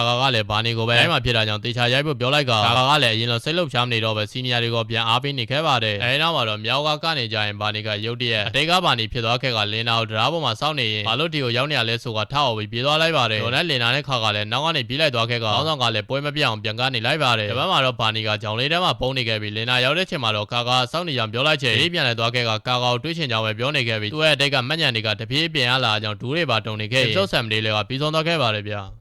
episode 8ရဲ့ဆောက်မှာတော့ဘာနေတယောက်သူစိတ်မငြိမ်တာကြောင့်ညာရေးဖို့ပါခတ်တွင်းနေရကဈေးတောက်နေရပြီးသူသားအရင်ကမညံ့နေပြန်ရလာရင်ပြောက်ွက်သွားတော့မှာပဲလို့တွေးနေခဲ့ပါတယ်နောက်နေ့မှာတော့ကလပ်ကောင်းဆောင်ကအဖွဲကိုမနေ့ကပွဲစုအောင်လုံးမိတာကြောင့်ဆက်မငါးခံရကြောင်းပြောနေခဲ့ပြီးအားလုံးလည်းစိတ်တကြနေချိန်လင်နာကဒီတိုင်းဆိုဆုံးသက်သွားမှဖြစ်တာကြောင့်တခုခုအတူလဲဖို့အားပေးလိုက်ပါတယ်အဲဒီနောက်မှာတော့ဘာနေမှာခါကအမိုက်ရှင်းနေတော့ဈေးကက်ကိုတွေ့ရကြောင်းကော်သွင်းလိုက်ပြီးပြင်ထွက်ဖို့လို့အချိန်ဘာနေကသူခုလိုညာရေးမပြောကြောင်းလေးချင်ကန်လုပ်ရင်အိတ်လို့ရမယ်ထင်ကြောင်းပြောနေချိန်ခါကသူ့အိမ်လုံးမတဲရရဲ့ကြောင်းပဲမေးနေပေမဲ့ဘာနေကမပြေရကြောင်းသူ့ကိုမလဲဖို့ပြောလိုက်ကမထွက်ပြေးလိုက်ဖို့ပြောလိုက်ပြီးဘာနေကလည်းသူကမကြခင်ဘယ်သူမှမသိခင်အချိန်မှာပြောက်ွက်သွားနိုင်တာကြောင့်ဒီကြောက်တရားရင်နဲ့ပဲအိမ်ပြော်ဖြစ်ကြောင်းပြောလိုက်တော့ခါကလည်းသူ့အချင်းပြေအောင်လုပ်ပေးမယ်လို့ပြောလိုက်ကလက်ပြန်အားလုံးကိုဒီကြောင့်တေချာပြောဖို့လုပ်လိုက်ပြီးသူကခါဖြစ်တာကြောင့်ကဘာအိုဘာသိမ်းမနိုင်ကြောင်းပြောကနမ်းလိုက်ပါတယ်နောက်ပြီးမှတော့ခါနဲ့ဘာနေလဲဒီညအိမ်မှာအမဲသားစားဖို့ဒူးရီကိုခေါ်နေပြီးအမိုက်ကောင်းနေတဲ့ယာနာကိုလည်းခါညကျရင်အိမ်မှာလာစားဖို့ပြောလိုက်ပြီးအမိုက်ကောက်ကူနေခက်ကချီနာမီရဲ့အိတ်ကိုယူမေးရကြောင်းတကူကောင်လို့ပြောခံလိုက်ရပြီးသူအိတ်ကိုပြန်မေးဖို့ပြောတော့ဘာနေလဲချီနာမီကိုဘာနေရဲ့ယာနာအတွက်အမိုက်ကိုဒူကောက်ပေးနေရလားလို့မေးလိုက်ချိန်ချီနာမီကလည်းအမိုက်ကိုသူချလိုက်ပြီးဘာနေကိုသူနဲ့အတူလိုအမိုက်မကောက်ချင်ဘူးလို့ပြောပြီးထွက်သွားလိုက်ပါတယ်ဘာနေလဲညကျရင်အိမ်မှာမဲသားလာစားဖို့ပြောကအဲ့ချိန်ကျရင်ပြောပြစကားရှိကြောင်းပြောလိုက်ချိန်တို့ကလည်းရှောင်မနေဖို့ပြောတော့ချီနာမီလည်းသူကရှောင်နေရမဟုတ်ပဲစပင်ညက်လိုက်ရအကြောင်းလို့ပဲပြောလိုက်ပြီးထွက်သွားလိုက်ပါတယ်ညနေရောက်တဲ့ချိန်မှာတော့ချီနာမီကကြွရောက်နေခဲ့ပြီးပြောစရာစကားရှိရဆိုကသူတွေကိုလာရဲ့လမ်းမှာလည်းလင်နာနဲ့တွေ့ခဲ့ရကြောင်းလင်နာကိုဘာလို့ဘာနေကိုလာလဲလို့မေးလိုက်ပေမဲ့အိမ်နီးချင်းဖြစ်တဲ့ရောဂါမမစီလာမယ်တည်သွားတာဖြစ်ကြောင်းပြောလိုက်ပါတယ်ကျွန်တော်နဲ့ဘာနေကိုလင်နာနဲ့အတူမြင်တော့ကသူ့မှာဘာနေနဲ့လင်နာနဲ့သာဆင်ပြေယာနာငင်းခဲ့ရမှာဖြစ်ပြီးအဲ့ချိန်ကျ ကြရင်သူကယာနာကိုကြိုက်ကြောင်းပြောမှဖြစ်ကြောင်းအကြံဆုံးရှိကြောင်းပြောလိုက်ကဝမ်းနဲ့နေခဲ့ပြီးစကားတော့ယာနာကိုဂယူးမဆိုင်ပဲနေခဲ့ပေမဲ့တပင်ညာပြီးရဲ့နောက်မှာတော့သူကဝမ်းနေတာကိုပဲခံစားနေရပြီးယာနာကိုလည်းဘယ်သူမှလူ့ရင်မအောင်မလိုလားကြောင်းပြောလိုက်ကအခုလိုဖြစ်နေအောင်မတန်းနေတာဖို့ဘာနေကိုကင်မရာပေးလိုက်ချိန်ဘာနေကလည်းချီနာမီကိုပြောစရာရှိကြောင်းပြောနေတော့လင်နာရဲ့အတန်ကိုရုတ်တရက်ကြားလိုက်ရကတိတ်ကဘာနေဖြစ်ပြန်ပြောင်းသွားခဲ့ပြီးသူဘလို့ရောက်နေရလဲဆိုတာလင်နာကိုပဲအတင်းခေါ်နေရကြောင်းချီနာမီကလည်းလင်နာကိုတော့ခေါ်ပေးလိုက်ချိန်လင်နာကဘာနေကိုဘာဖြစ်နေရလဲလို့မေးကကာကာကိုခေါ်ပေးရမလားလို့မေးလိုက်တော့ဘာနေလဲကာကာကြောင့်တိစိတ်ပြောင်းလာခဲ့ပြီးသူတီလိုဖြစ်တာကိုကာကာကိုမပြောဖို့ပဲထင်ပြောနေခဲ့ကတရေလုံးနေရကြောင်းရော်ကာမမဆွဲပြီးပါပေးလိုက်ပါတယ်ဒေါ်နဲ့ဘာနေလဲတိစိတ်ပြောင်းလာခဲ့ပြီးအကုန်လုံးလည်းတောင်းမဲ့နေကပြေးထွက်သွားလိုက်ပြီးသူကမကြောင်ခင်ပြောက်ခွက်သွားတော့မလားလို့တွေးနေခဲ့ကလမ်းမှာယာနာလဲတွေ့ပြီးနောက်ကလိုက်ကဘုံဆက်ပြောတာကြောင့်ဒူးတွေကလည်းတီးနေခဲ့ကရှေ့ကနေကြိုဆောင်းနေခဲ့ပြီးရေးလာရဘာနေကိုဒူးနဲ့ခုတ်တိုက်လိုက်တဲ့ကြောင့်မေလဲသွားခဲ့ပါတယ်အဲဒီနောက်မှာတော့ဘာနေကဒီနေ့သူတို့ကိုပြောစရာစကားရှိရဆိုတာပြောရမလားမပြောရမလားဆိုပြီးစဉ်းစားနေခဲ့ကယာနာနဲ့ဒူးတွေကလည်းသူတို့စီမှာကကြံကြံနေရှိရကြောင်းပြောလို့ရကြောင်းပြောနေချိန်တို့တွေလည်းသူ့မှာစိုးရွာတစ်ခုရှိကြောင်းနဲ့အဲ့ဒါကတေတာထက်တောင်ပိုဆွဲရလို့ပြောပြီးသူကဘယ်သူမှတတိမထားမိခင်အချိန်မှာပြောက်ခွက်သွားတော့မှဖြစ်ပြီးဒူးတွေကလည်းဘာလို့ပြောက်ခွက်သွားမှာမလဲကိုမသိပဲပြစ်နေခဲ့ရကနားမလည်နိုင်ပဲဘာရဖြစ်ဖြစ်ဒီအတွက်တော့သူတို့တခုလဝင်းမှာဖြစ်ကြောင်းပြောလိုက်ပြီးကာကာကလည်းဘာလို့ပြောက်မလဲဆိုတော့မေးပေမဲ့သူတို့ကဘာနေကိုလိုက်ချမှာဖြစ်ကြောင်းအားပေးလိုက်ပြီးဘာနေမှာကဒီသားဖြစ်တဲ့ခါကလည်းရှိတာကြောင့်သူကဘယ်တော့အယူလိုလိုက်ချနေမှာဖြစ်ကြောင်းပြောလိုက်ပါတယ်။အဲရတဲ့အချိန်မှာတော့ခါကသူတို့မဲသားကိုတူစားခဲ့ကြောင်းကိုပဲစာဖို့ထားခဲ့ကနောက်နေ့မှာတော့ကျောင်းမှာချီနာမီနဲ့တွေ့ပြီးသူကိုလို့ပြေးထွက်သွားတာကိုကာကဘာပြောလဲလို့မေးလိုက်တော့အဝေးကိုပြေးသွားလားလို့ပဲမေးကြောင်းပြောလိုက်ကဘာနေလဲသူစကားအချို့ပြောချင်တာကြောင့်မတန်းနေတာကိုချီနာမီကိုပြောလိုက်ပြီးဒီနေ့ကျရင်တော့အဲ့ဒါကိုတယောက်ကမြင်သွားမှလို့ပြောလိုက်ပါတယ်။အဲဒီနောက်မှာတော့ဘာနေကိုသူ့မနေဖို့အချိန်ဘယ်လောက်ကြာတော့မှမသိကကြီးတဲ့အချိန်လေးမှာသူလုံးနိုင်တာကိုလုံးဝမယ်လို့ဆရာတင်းနေပြီးသူလမ်းပြတ်သွားခဲ့ရင်တော့ရည်စားဖြစ်သူခါကဆိုတဲ့အလင်းရောက်ရှိကအဲ့ရဲ့လင်းရောက်နဲ့ပြန်လာမှဖြစ်ကြောင်းတွေးနေပြီးအမေပေးခဲ့တဲ့လက်စွပ်ကိုခါကိုပေးဖို့လုံးလိုက်ပေမဲ့ခါကလက်မခံပဲသူနဲ့အတူအနာဂတ်တစ်ခုလုပ်ဖို့ကတိမေပေးနိုင်ကြောင်းပြောလိုက်ကသူကစကတည်းကယာနာကိုလိုက်ဖို့ပဲဒီတက်ကတုံမှာလာတက်ခဲ့ရဖြစ်ကြောင်းပြောလိုက်ပြီးထွက်သွားကြောင်းဘာနေလဲဒီကွဲနေခဲ့ရင် episode 80လေးကပြီးဆုံးသွားခဲ့ပါတယ်ဗျာepisode 90ရဲ့အစမှာတော့ဘာနေတယောက်ကာကာရဲ့ထားခဲ့ရတာကိုခံလိုက်ရပြီးဘာမှမပြောနိုင်အောင်ဖြစ်တော့ကသူမမြပြန်လာမလားဆိုပြီးအကြာကြီးစောင့်နေပေမဲ့ခါကအစားခါကာရဲ့ဖေကရောက်လာခဲ့ပါတယ်အဲဒီနောက်မှာတော့ကားပေါ်မှာဘာနေကအဖေပြစ်သူကိုခါကလွတ်လိုက်ရမလားလို့မေးလိုက်ပြီးကားပြန်လဲဖို့ပဲတင်းပြောနေရကြောင်းဘာနေကိုသူ့ကိုမတားခဲ့ဘူးမလားလို့မေးလိုက်ချိန်စွန့်ရသွားခဲ့ပြီးဘာမှမတတ်နိုင်တဲ့ကြောင့်ဒီတိုင်းပြန်လာရကအဖေပြစ်သူကလည်းကာကာကအရင်နေ့ကသူ့ကိုရုတ်တရက်စိတ်ကြစေဘလို့အခြေအနေမှာတောက်တက်လဲလို့မေးနေခဲ့ပြီးဘာနေကိုလည်းအဲ့ဒါကြီးတောက်နေရမလားလို့မေးလိုက်ချိန်ဘာနေကလည်းစိတ်ကကိုကာကာမြင်သွားမှတည်သွားခဲ့ပါတယ်အဲဒီနောက်မှာတော့တယောက်လည်းစိတ်ရကြနေချိန်ဒေါ်ကမမရောက်လာခဲ့ပြီးပြင်မာအေးရကြောင်ထဲဝင်ခိုင်းပေမဲ့ရောက်တဲ့နေချင်းတေးကြောင်ပြောလိုက်ကစတိုးဆိုင်သွားချင်လို့ပြောကထွက်သွားဖို့လုပ်ပေမဲ့ရော်ကာမမလေဘင်းကိုဆွဲလိုက်ပြီးဒါဆိုရင်သူသွားကြရဘောလို့ပြောလိုက်ပါတယ်အဲဒီနောက်မှာတော့ရော်ကာမမဘာနေကြောင်လင်းနာကိုပြောပြလို့ကုန်သေးဖြစ်ကြောင်ပြောလိုက်ကအရင်ကတည်းကတိထားပေမဲ့သူများကိစ္စဝင်ပတ်သက်ချင်တာကြောင့်ဒီတိုင်းနေနေရဖြစ်ကမနေ့ကကာလုတ်ပေးထားရဲ့မဲသားကိုစားခဲ့ရပြီးအဲ့ဒါကသူအရင်ကလင်းနာနဲ့အတူတူမဲသားလူစားခဲ့အောင်ပြန်မမိတ်စေကြောင်ပြောလိုက်ပါတယ်တော်နဲ့ဘာနေကမနေ့ကဘယ်သွားလဲလို့မေးလိုက်ချေဘာနေကလည်းရှောက်သွားနေရဖြစ်ပြီးတေချင်နေကြောင်ပြောလိုက်တော့ရော်ကာမမလည်းတင်းပြီးတေချင်တယ်လို့ထင်တာကိုလည်းမပြောဖို့ပြောလိုက်တဲ့ကြောင်ဘာနေလဲသူကမကြောင်ခင်ပြောက်ခွက်သွားမှာဖြစ်ကြောင်းပြောလိုက်ကအတိတ်ကပါနေတိုင်းပြဖြစ်တော့မှလို့ပြောလိုက်ပြီးအဲ့ဒါနဲ့ပတ်သက်ပြီးသူကဘာမှမလုပ်နိုင်တော့ကြောင်းပြောလိုက်တာကြောင့်ရော်ကာမမလည်းလူဆိုတာတွေးဆောင်ပြီးခွဲခွာမှာဖြစ်ကြောင်းတရားချကာကလည်းဘာနေကိုမနာကျင်စေခြင်းကြောင်းပြောလိုက်ချိန်ဘာနေကလည်းသူ့ကိုကလက်ချော့လိုက်ပြီးဖြစ်ပြီးနားကပဲလမ်းခွဲသွားဖြစ်ကြောင်းပြောတာကြောင့်ရော်ကာမမလည်းသူကအခုချိန်ဒီသူများရဲ့ခစားချက်တွေကိုတွေ့ပဲထားပြီးကိုပဲအမြဲကြီးရကြောင်းနာနာရမင်းရဖြစ်ကြောင်းပြောကဘာနေကလင်းနာကိုသဘောကျတယ်လို့ဖြစ်ကအခုတော့အိမ်မြန်အိပ်ဖို့ပြောလိုက်ပြီးမနေ့ပြန်မှာကိုစကားသိချပြောကြည့်ဖို့ပြောလိုက်ပါတယ်နောက်နေ့မှာတော့ဘာနေလဲကိုစကားသိချပြောဖို့စိတ်ကုန်ပြင်ဆင်နေတော့နဲ့တွေ့ပြီးမနေ့ကကိစ္စအတွက်တောင်းပန်ကြောင်းပြောကအာဒီယိုတော်တဲ့ထောင်းခဲ့မိရဲ့အတွက်တောင်းပန်ကြောင်းပြောနေပြီးအဲနောက်မှာကြာကြီးရက်နေမှသိပေမဲ့သူမလာချင်တော့အကြောင်းအဖေကိုပဲစားလွတ်လိုက်တာဖြစ်ကြောင်းပြောလိုက်ပါတယ်အဲနောက်မှာတော့ဘာနေနဲ့လည်းပြန်စီမီသွားခဲ့ပြီးကော်ပီသွားထဲနေချိန်တို့တွေကဘာနေလို့ခုလိုပြန်ကောင်းလာတာကကာရှိလို့မလားလို့မေးလိုက်ပြီးကော်ပီသွားလိုက်ချိန်တရားသူရဲ့ခွက်တဲ့ကာရဲ့ခွက်ကပိုပြေးနေရကြောင်းတို့တွေကကာရဲ့ခွက်တဲ့ကိုဘာနေကအချစ်တွေအပြည့်ထက်တာဖြစ်ကြောင်းပြောလိုက်ချိန်ကာလည်းတို့ကြောင့်ကိုအားလုံးပြောပြီးမလားလို့မေးလိုက်ပြီးဘာနေနဲ့သူနဲ့ကလမ်းခွဲလိုက်ပြီးဖြစ်ကြောင်းပြောကငွေချင်းလိုပြန်နေနေရဖြစ်ကြောင်းပြောနေရကြောင်းဘာနေတယောက်ကနားမလည်နိုင်ပဲဘာကြောင့်လဲလို့ထားပြောလိုက်ပါတယ်တို့နဲ့ကလည်းဒီကြောင့်မနေကြတဲ့ပြောပြပြီးဖြစ်တာကြောင့်မမှတ်ပြီးတော့မလားလို့မေးလိုက်ပြီးသူနဲ့တငယ်ချင်းလို့တော့ပြန်နေလို့ရကြောင်းပြောလိုက်ကယာနာကလည်းပြောနေရတဲ့ကဘာအတိတ်ပဲမှမရှိရကြောင်းနားမထောင်ဖို့ဝန်သားနေပြီးကလည်းယာနာကိုတွန်းထုတ်လိုက်ပြီးဒီတက်ဖို့ပြောနေရင်ကိုလုံးနဲ့ဝေးနေမှာဖြစ်ကြောင်းပြောလိုက်ကအခုချိန်မှာတော့သူကဘာမှကိုဂယူးမဆိုင်တော့တာကြောင့်ဒီကလူတွေကိုလည်းဂယူးမဆိုင်တော့ဘူးလို့ပြောလိုက်ပြီးဝိုင်းကြီးနေတဲ့သူတွေကိုလည်းဘာကြီးရလဲလို့ပြဲနေခဲ့ပါတယ်အဲဒီနောက်မှာတော့အကုန်လုံးကထွက်သွားလိုက်ပြီးဒူးရီကိုပါသူတယောက်တည်းနေချင်တာကြောင့်တော့ခိုင်းလိုက်ပါတယ်အဲဒီနောက်မှာတော့ဘာနေကတေကဖြစ်တွေကိုနေချင်းချင်းတီပြန်မမိလာကချီနာမီကလည်းရောက်လာခဲ့ပြီးမနေ့ကရိုက်ထားတဲ့ဗီဒီယိုရဲ့နောက်ဆုံးမှာကိုတွေးချင်တာကြောင့်ဘာနေရဲ့ဖြစ်ကိုသူကုန်တီတော့ဖြစ်ကြောင်းပြောလိုက်ပြီးရှင်းပြခိုင်းဖို့လုပ်ပေမဲ့ဘာတွေကလက်ချော့လိုက်ကအရင်ကတည်းကသူ့ရဲ့ဖြစ်တွေကိုတီးပြီးသားဖြစ်တဲ့အကြောင်းအခုလိုလောက်တာလဲသူ့ကိုဆက်မဆွဲထားချင်တာကြောင့်လို့နေမှာပေါ့လို့ပြောလိုက်ပါတယ်ချီနာမီလည်းသူရိုက်ခဲ့မတန်းတွေကိုဘာလို့လဲရမလဲလို့မေးလိုက်ချင်လှုပ်ချင်တယ်လို့လှုပ်ဖို့ပြောလိုက်ကချီနာမီကလည်းသူကရန်နာကိုဂယူးမဆိုင်တော့ကြောင်းပြောလိုက်ပြီးတိုင်ပေါင်းညီနေခဲ့ပါတယ်အဲဒီနောက်မှာတော့ဘာနေလဲသူ့ရဲ့ဗီဒီယိုတွေကိုဒိုင်ယာရီဖြစ်လုပ်လို့ရကြောင်းပြောတော့ချီနာမီကလည်းမတန်းထင်လိုက်ပါတယ်ရောနဲ့ဘာနေလဲသူနဲ့လို့ပြတ်သွားတဲ့အကြောင်းကိုလင်နာကိုပြောပြလိုက်ချင်လင်နာကအခုလိုဖြစ်တာတော့ဘာလို့80 80နေနိုင်လဲလို့မေးလိုက် ပြီးဒီတိုင်းပဲအဆုံးမတက်ဖို့အော်ပြောကဘာနေကလည်းသူ့ကိုထားခဲ့တဲ့သူတယောက်ကိုဘာဆက်လုပ်ရမလဲလို့မေးလိုက်ချင်လင်နာလည်းသူ့စီကိုသွားဖို့ပဲပြောနေပြီးနှစ်ယောက်သားသမီးနေဆွဲကရန်ဖြစ်နေကြအကြောင်းခေါင်းဆောင်ကပါဝင်ဆဲပေးနေရပါတယ်နောက်မှာတော့ဘာနေလဲအရင်တစ်ခေါက်တုန်းကသူ့တက်ကလည်းချက်မရှိပဲသူချစ်ခဲ့တဲ့သူကသူ့ကိုမြင်ဘူးလားလို့ပြောလိုက်ချင်နာသူယုံကြည်ပြီးသားပဲလို့ပြောလိုက်ပေမဲ့ဘာနေကသူကဘာနာဂမ်းမှမရှိတဲ့လူတယောက်ပဲလို့ဆိုကသူများတွေကိုသူ့ကိုခေါ်တဲ့ဘာနေကလည်းဘယ်သူလဲလို့မေးနေခဲ့ပြီးလင်နာကိုလည်းအနေကဘာလို့မလာဖြစ်တာလဲလို့မေးလိုက်ချင်လင်နာကလာခဲ့ပေမဲ့နောက်ကျတော့ဖြစ်ကြောင်ပြောလိုက်ကပြင်းနိုင်အနေကိုပြန်သွားချင်ကြောင်ကိုပြောနေခဲ့ပါတယ်ကျော်နဲ့ရန်လည်းရောက်လာခဲ့ကဘာနေကသူလင်နာနဲ့အရင်ကတည်းကကြောင်းတူတက်ခဲ့ရဖြစ်ပြီးလင်နာကိုလည်းချစ်ခဲ့မိရဖြစ်ကြောင်ပြောကတော့စားမှုကြောင့်ဘာမှမမိတော့ဖြစ်ကြောင်ပြောလိုက်ပြီးယာနာကိုလည်းဘာမှမပြောပြခဲ့မိရတဲ့အတွက်တောင်းပန်ကြောင်ပြောလိုက်ချင်ကာကလည်းအဖွဲကနှုတ်ထွက်စာလာပေးရကြောင်းဘာနေကချက်ချင်းယူလိုက်ရင် episode 9လေးကပြီးဆုံးသွားခဲ့ပါတယ်ဗျာကာကနောက်ကိုဘာနေရပြေးလိုက်သွားခဲ့ကဒီကလက်ကခါကာအတွက်ရေးကြီးတဲ့နေရာဖြစ်တာကြောင့်ထွက်စရာမလိုကြောင်ပြောလိုက်ပြီးကာကလည်းရေးကြီးရကြောင်ဘာနေကိုပဲရှိစေချင်ကြောင်ပြောလိုက်ပါတယ်ကျော်နဲ့ဘာနေလည်းသူတို့နှစ်ယောက်ပြတ်တာကကန်တရားကြီးရဲ့ရွေးချယ်မှုကြောင့်လို့ပြောလိုက်ချင်ကာကတော့နောက်လှည့်ပြီးငုံနေခဲ့ပါတယ်အဲဒီနောက်မှာတော့ကင်မရာမှာသူဖြစ်ခဲ့တာတွေကိုမြင်သွားပြီမလားလို့ပြောလိုက်ကသူ့မှန်ညံတွေကပြန်လှုပ်လာပြီးဖြစ်တာကြောင့်လက်ရှိမှန်ညံတွေကပျောက်ကျင်သလိုဖြစ်နေပြီးအတိတ်ကဘာနေပြန်ဖြစ်တော့မှကြောင့်ကာကသူ့ကိုဆက်ပြီးစုပ်ကင်ထားနိုင်မှာမဟုတ်ကြောင်ပြောလိုက်ပြီးရာရာအတွက်လည်းကျေးဇူးတင်ကြောင်ပြောလိုက်ပါတယ်ဒေါ်နက်ကာကလည်းသူကကလပ်ကနေထွက်မှာမဟုတ်ကြောင်ပြောလိုက်ပြီးတို့နှစ်ယောက်လည်းအမှန်တကယ်ပြတ်ပြီးဖြစ်ကတငယ်ချင်းလိုပဲပြန်နေမှာဖြစ်ပေမဲ့သူ့ကိုမမဲဘူးဆိုရင်ဘယ်တော့မှထားမသွားဘူးဆိုတဲ့ကတိကိုပေးကြောင်ပြောလိုက်ပါတယ်လင်နာရောက်တဲ့အချိန်မှာတော့ယာနာထွက်ပြေးသွားပြီဖြစ်ကြောင်ပြောကာကိုလည်းလှုပ်ချင်နိုင်မလို့ဖို့ပြောပြီးထွက်သွားလိုက်ပါတယ်အဲဒီနောက်မှာတော့ကာကလည်းကလပ်စီပြန်သွားလိုက်ပြီးအကုန်လုံးကလည်းပြုံးနေတဲ့ကျူဆိုလိုက်ပါတယ်ရောက်တဲ့အချိန်မှာတော့ဘာနေကယာနာအိမ်ကိုသွားခဲ့ပေမဲ့လုံးဝရှိမနေခဲ့ကသူ့ကိုဆက်သွယ်ဖို့စာကတ်ထားလိုက်ပြီးနောက်တနေ့တော့အဲဆာကဘာနေခန်းရှိမှာပဲပြန်ရောက်နေရကြောင်းသူစကားကိုယာနာဆက်မကြားချင်မှတည်သွားခဲ့ပါတယ်တော့နဲ့ဘာနေတယောက်ယာနာကတမ်းမတက်တာကြောင့်စကားပြောဖို့လည်းအခွင့်အရေးမရှိကလမ်းမှာလည်းခါနဲ့ကတငယ်ချင်းလိုပဲပြန်နေရကြောင်းပုံမှန်ဖြစ်အောင်စူးစမ်းနေရပြီးအိမ်ပြန်ရောက်တဲ့အချိန်မှာတော့အရင်ကအကြောင်းတွေပဲပြန်မှတ်မိနေခဲ့ပါတယ်နောက်နေ့မှာတော့ဘာနေစီကိုခါလာနှုတ်ဆက်ပေမဲ့ဘာနေကမမြင်ဘူးတဲ့မျက်လုံးနဲ့ကြည့်နေရကြောင်းခါလည်းငိုပြီးထွက်သွားလိုက်ပါတယ်တော့နဲ့ဒိုးတွေလည်းခါကိုပြောလိုက်လို့ထွက်သွားလဲလို့မေးလိုက်ပြီးဘာနေကလည်းခါချီမန်းတော့သူမသိကြောင်ပြောလိုက်ပါတယ်တော့မှာတော့ခါအိမ်သားထဲမှာငိုနေခဲ့ပြီးဒိုးတွေကလည်းဘာနေခုတလာထူးဆန်းနေရအောင်ချီနာမီနဲ့တိုင်ဝင်နေခဲ့ကချီနာမီကလည်းသူနည်းနည်းပဲတိတာဖြစ်ကြောင်ပြောလိုက်ပြီးဒိုးတွေကတော့သူတရားတိရနှစ်ခုကတော့ခါဘာနေနဲ့မန်ငယ်မပြတ်ချင်ကြောင်ပြောပြီးနောက်တစ်ခုကတော့သူတို့မသိတဲ့အကြောင်းရင်းတစ်ခုကခါသုံးဖို့နေကြောင်ပြောလိုက်ပါတယ်အဲနောက်မှာတော့သူကဒီလိုအခြေအနေဖြစ်တာကိုသဘောမကျကြောင်ပြောလိုက်ပြီးဒိုးတွေအကောင်ဆုလိုက်ကအားလုံးစကားသိချပြောပြမယ်လို့ပြောလိုက်ချိန်အားလုံးကလည်းမနေ့ပြန်ပွဲတော်အတွက်လှုပ်ရှုံးနေပေမဲ့ဒိုးတွေကဒီလိုသာဖွင့်ဖွင့်လေးလေးမလို့ရင်သူတို့ရဲ့အဖွဲ့လေးကပြပြတော့မှလို့ပြောတာကြောင့်ဘာနေတဲ့ဒီနေ့တော့အရာအားလုံးကိုပြောပြမယ်လို့ပြောလိုက်ကယာနာကိုတော့ခါမရရအောင်ခေါ်လာခဲ့မယ်လို့ပြောလိုက်ပါတယ်ဒီလိုနဲ့ဘာနေလဲသူ့အကြောင်းအားလုံးပြောပြတော့မှဖြစ်ကြောင်းလင်နာနဲ့တိုင်ပင်နေခဲ့ကလင်နာကလည်းမနေ့ပြန်ပွဲတော်အတွက်ပြင်ဆင်ရတော့မှဖြစ်ကြောင်းပြောကထွက်သွားလိုက်ပြီးရုပ်တဲ့ဘာနေတယောက်အတဲကဘာနေပြပြန်ရောက်သွားခဲ့ပြီးခါနဲ့ယာနာတို့ကစကားလာပြောချိန်မှာလည်းဘာနေကကြောက်ကြီးနေခဲ့ကဘသူတွေလဲလို့မင်းနေခဲ့ပြီးလင်နာကိုပဲအော်ခေါ်နေခဲ့ကပြေးထွက်သွားခဲ့ပြီးအစမ်းပြတ်အော်နေကြောင်းသူ့ရဲ့လက်နဲ့ပါပြန်ပိတ်ထားနေကလင်နာလည်းအမြန်ပြေးလာခဲ့ပြီးစိတ်ငြိမ်ထားဖို့ပြောလိုက်ပါတယ်အဲဒီနောက်မှာတော့အိမ်ပြန်လို့ချိန်ကားပေါ်မှာဘာနေက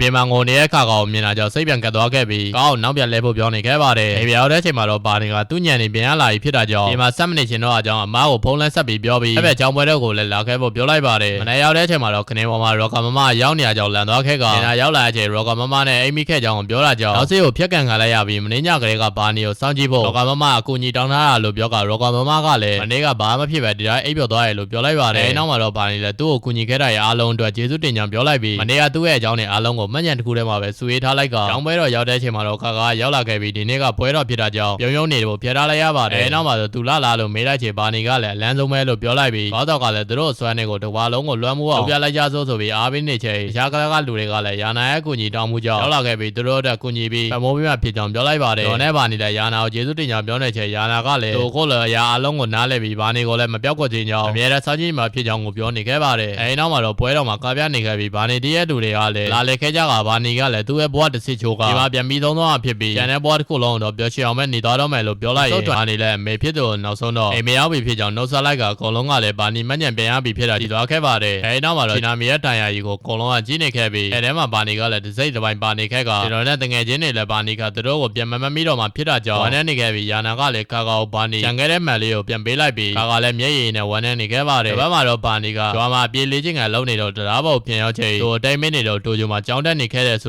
ာမမှတ်မိပဲနေခဲ့ကဒုတိယလက်စွပ်ကလည်းတရားပေါ်ကကျသွားခဲ့ပါတယ်ကျွန်တော်နဲ့ဒိတ်ကပန်နေလည်းသူ့ရဲ့ခန်းလေးထဲကိုပြန်သွားချိန်အဆုတကူကိုတွေ့ပြီးအဲဒီမှာချစ်သူတယောက်ကရထားအတွေ့ကလက်တော့ကိုပြန်စေးကြည့်ချိန်သူပိုထားတဲ့စာတွေကိုမြင်ပြီးအော်ဂလီဆန်နေခဲ့ပါတယ်အဲဒီနောက်မှာတော့စာပိုးကြည့်ချိန်အလေးစားပြတ်တာဘာနေပဲလို့ပြန်ပို့လာကြောင်းချင်းပဲပိတ်ထားလိုက်ရပါတယ်နောက်နေ့မှာတော့လင်နာကအိမ်ကိုလာလဲခဲ့ကတစ်ကူပွဲအတွက်ဘာနေအိမ်မှာနေမှာဖြစ်ကြောင်းပြောလိုက်ပြီးပုံမှန်အတိုင်းပဲနေဖြစ်နေခဲ့ကဘာတွေကတော့အရင်ကအတိုင်းလင်နာကိုသဘောကျနေတော့ဖြစ်ပြီးတရားပေါ်မှာသူ့ရဲ့အဖြေကိုစောင့်နေစေဖြစ်ပါတယ်အဲဒီနောက်မှာတော့တကားလာခေါ်တာကြောင့်သွားကြည့်လိုက်ချိန်ကာဖြစ်နေပြီးငါးထားရဲ့ဒီဗီဒီယိုပြန်လာပို့ပေးရဖြစ်ကြောင်းပြောတော့ဘာနေလဲသူမဆုထဲမှာပါတဲ့တယောက်ဖြစ်တယ်ကင်မရာနဲ့ကောင်မလေးချီနာမီမလာလို့မေးလိုက်ပြီးလင်နာကိုလည်းလမ်းခေါ် လိုက်ပြီးကာကလည်းတက်စီကစောင့်နေရကြောင်းဒါပဲပေးပြီးချက်ချင်းပြောတမ်းမှဖြစ်ကြကြောင်းအဲ့ကိုပြန်ပေးလိုက်ချိန်ဘာနေလဲမန်ကသူ့မှာချီပြီးသားဖြစ်တာကြောင့်သူ့ဟာမဟုတ်ကြောင်းပြောပြီးပြန်ပေးလိုက်ချိန်စာချို့ကိုတွေ့သားခဲ့ကာလည်းဒီနေရာကအမေကြီးတက်သားတော့ရောက်ဘူးချင်တာကြောင့်ဘယ်နေရာမှာလဲလို့မေးလိုက်ချိန်ဘာနေကလည်းသူပြုတ်ကြရတဲ့တရားလားလို့ပြောကနေရာကိုညွန်မေးလိုက်ပါတယ်ကျွန်တော်နဲ့ဘာနေလဲကာပြန်သွားချိန်တကူကိုရင်းနှီးနေတယ်လို့ဖြစ်တာကြောင့်သူ့ရဲ့မန်ကိုသွားကြည့်ချိန်ဒါသူ့ဟာမဟုတ်မှန်တီးသွားပြီးကာနဲ့တစိမ့်တစ်ပိုင်းကအတွေ့အကြုံဝင်လာကြောင်းနောက်ကနေပြေးလိုက်သွားပြီးချော်လဲသွားချိန်လင်နာနောက်ကနေပြေးလိုက်လာခဲ့ကနဲ့ကိုလာပေးလိုက်ပြီးကောင်းဆုံးလုပ်ခဲ့ဖို့အော်ပြောနေခဲ့ပါတယ်အဲဒီနောက်မှာတော့ဘာနေတရားပေါ်ရောက်လာချိန်ဒေကဘာနေနဲ့ပြန်ဆိုပြီးဘာဖြစ်လို့သူတို့နှစ်ယောက်ကမြင်နိုင်တာလဲလို့မေးလိုက်ကသူတို့နှစ်ယောက်ကအမြဲတမ်းတစ်ချိန်လုံးအတူရှိနေခဲ့တာကိုဘာဖြစ်လို့အခုမှစကားလာပြောရတာလဲဆိုပြီးဒေကဘာနေကသူ့စကားကိုအမြဲတမ်းလစ်လို့ရှူထားကြောင်းစိတ်ဆိုးနေခဲ့ချိန်သူ့ရဲ့ဝင်းကြီးကပြောက်ွက်သွားဖို့ချိန်တန်လာခဲ့ပြီးသွားရမယ်လို့ပြောလိုက်ချိန်လင်နာကအပြေးရောက်လာခဲ့ပြီးအဲတုန်းကသူ့ရဲ့အဖေက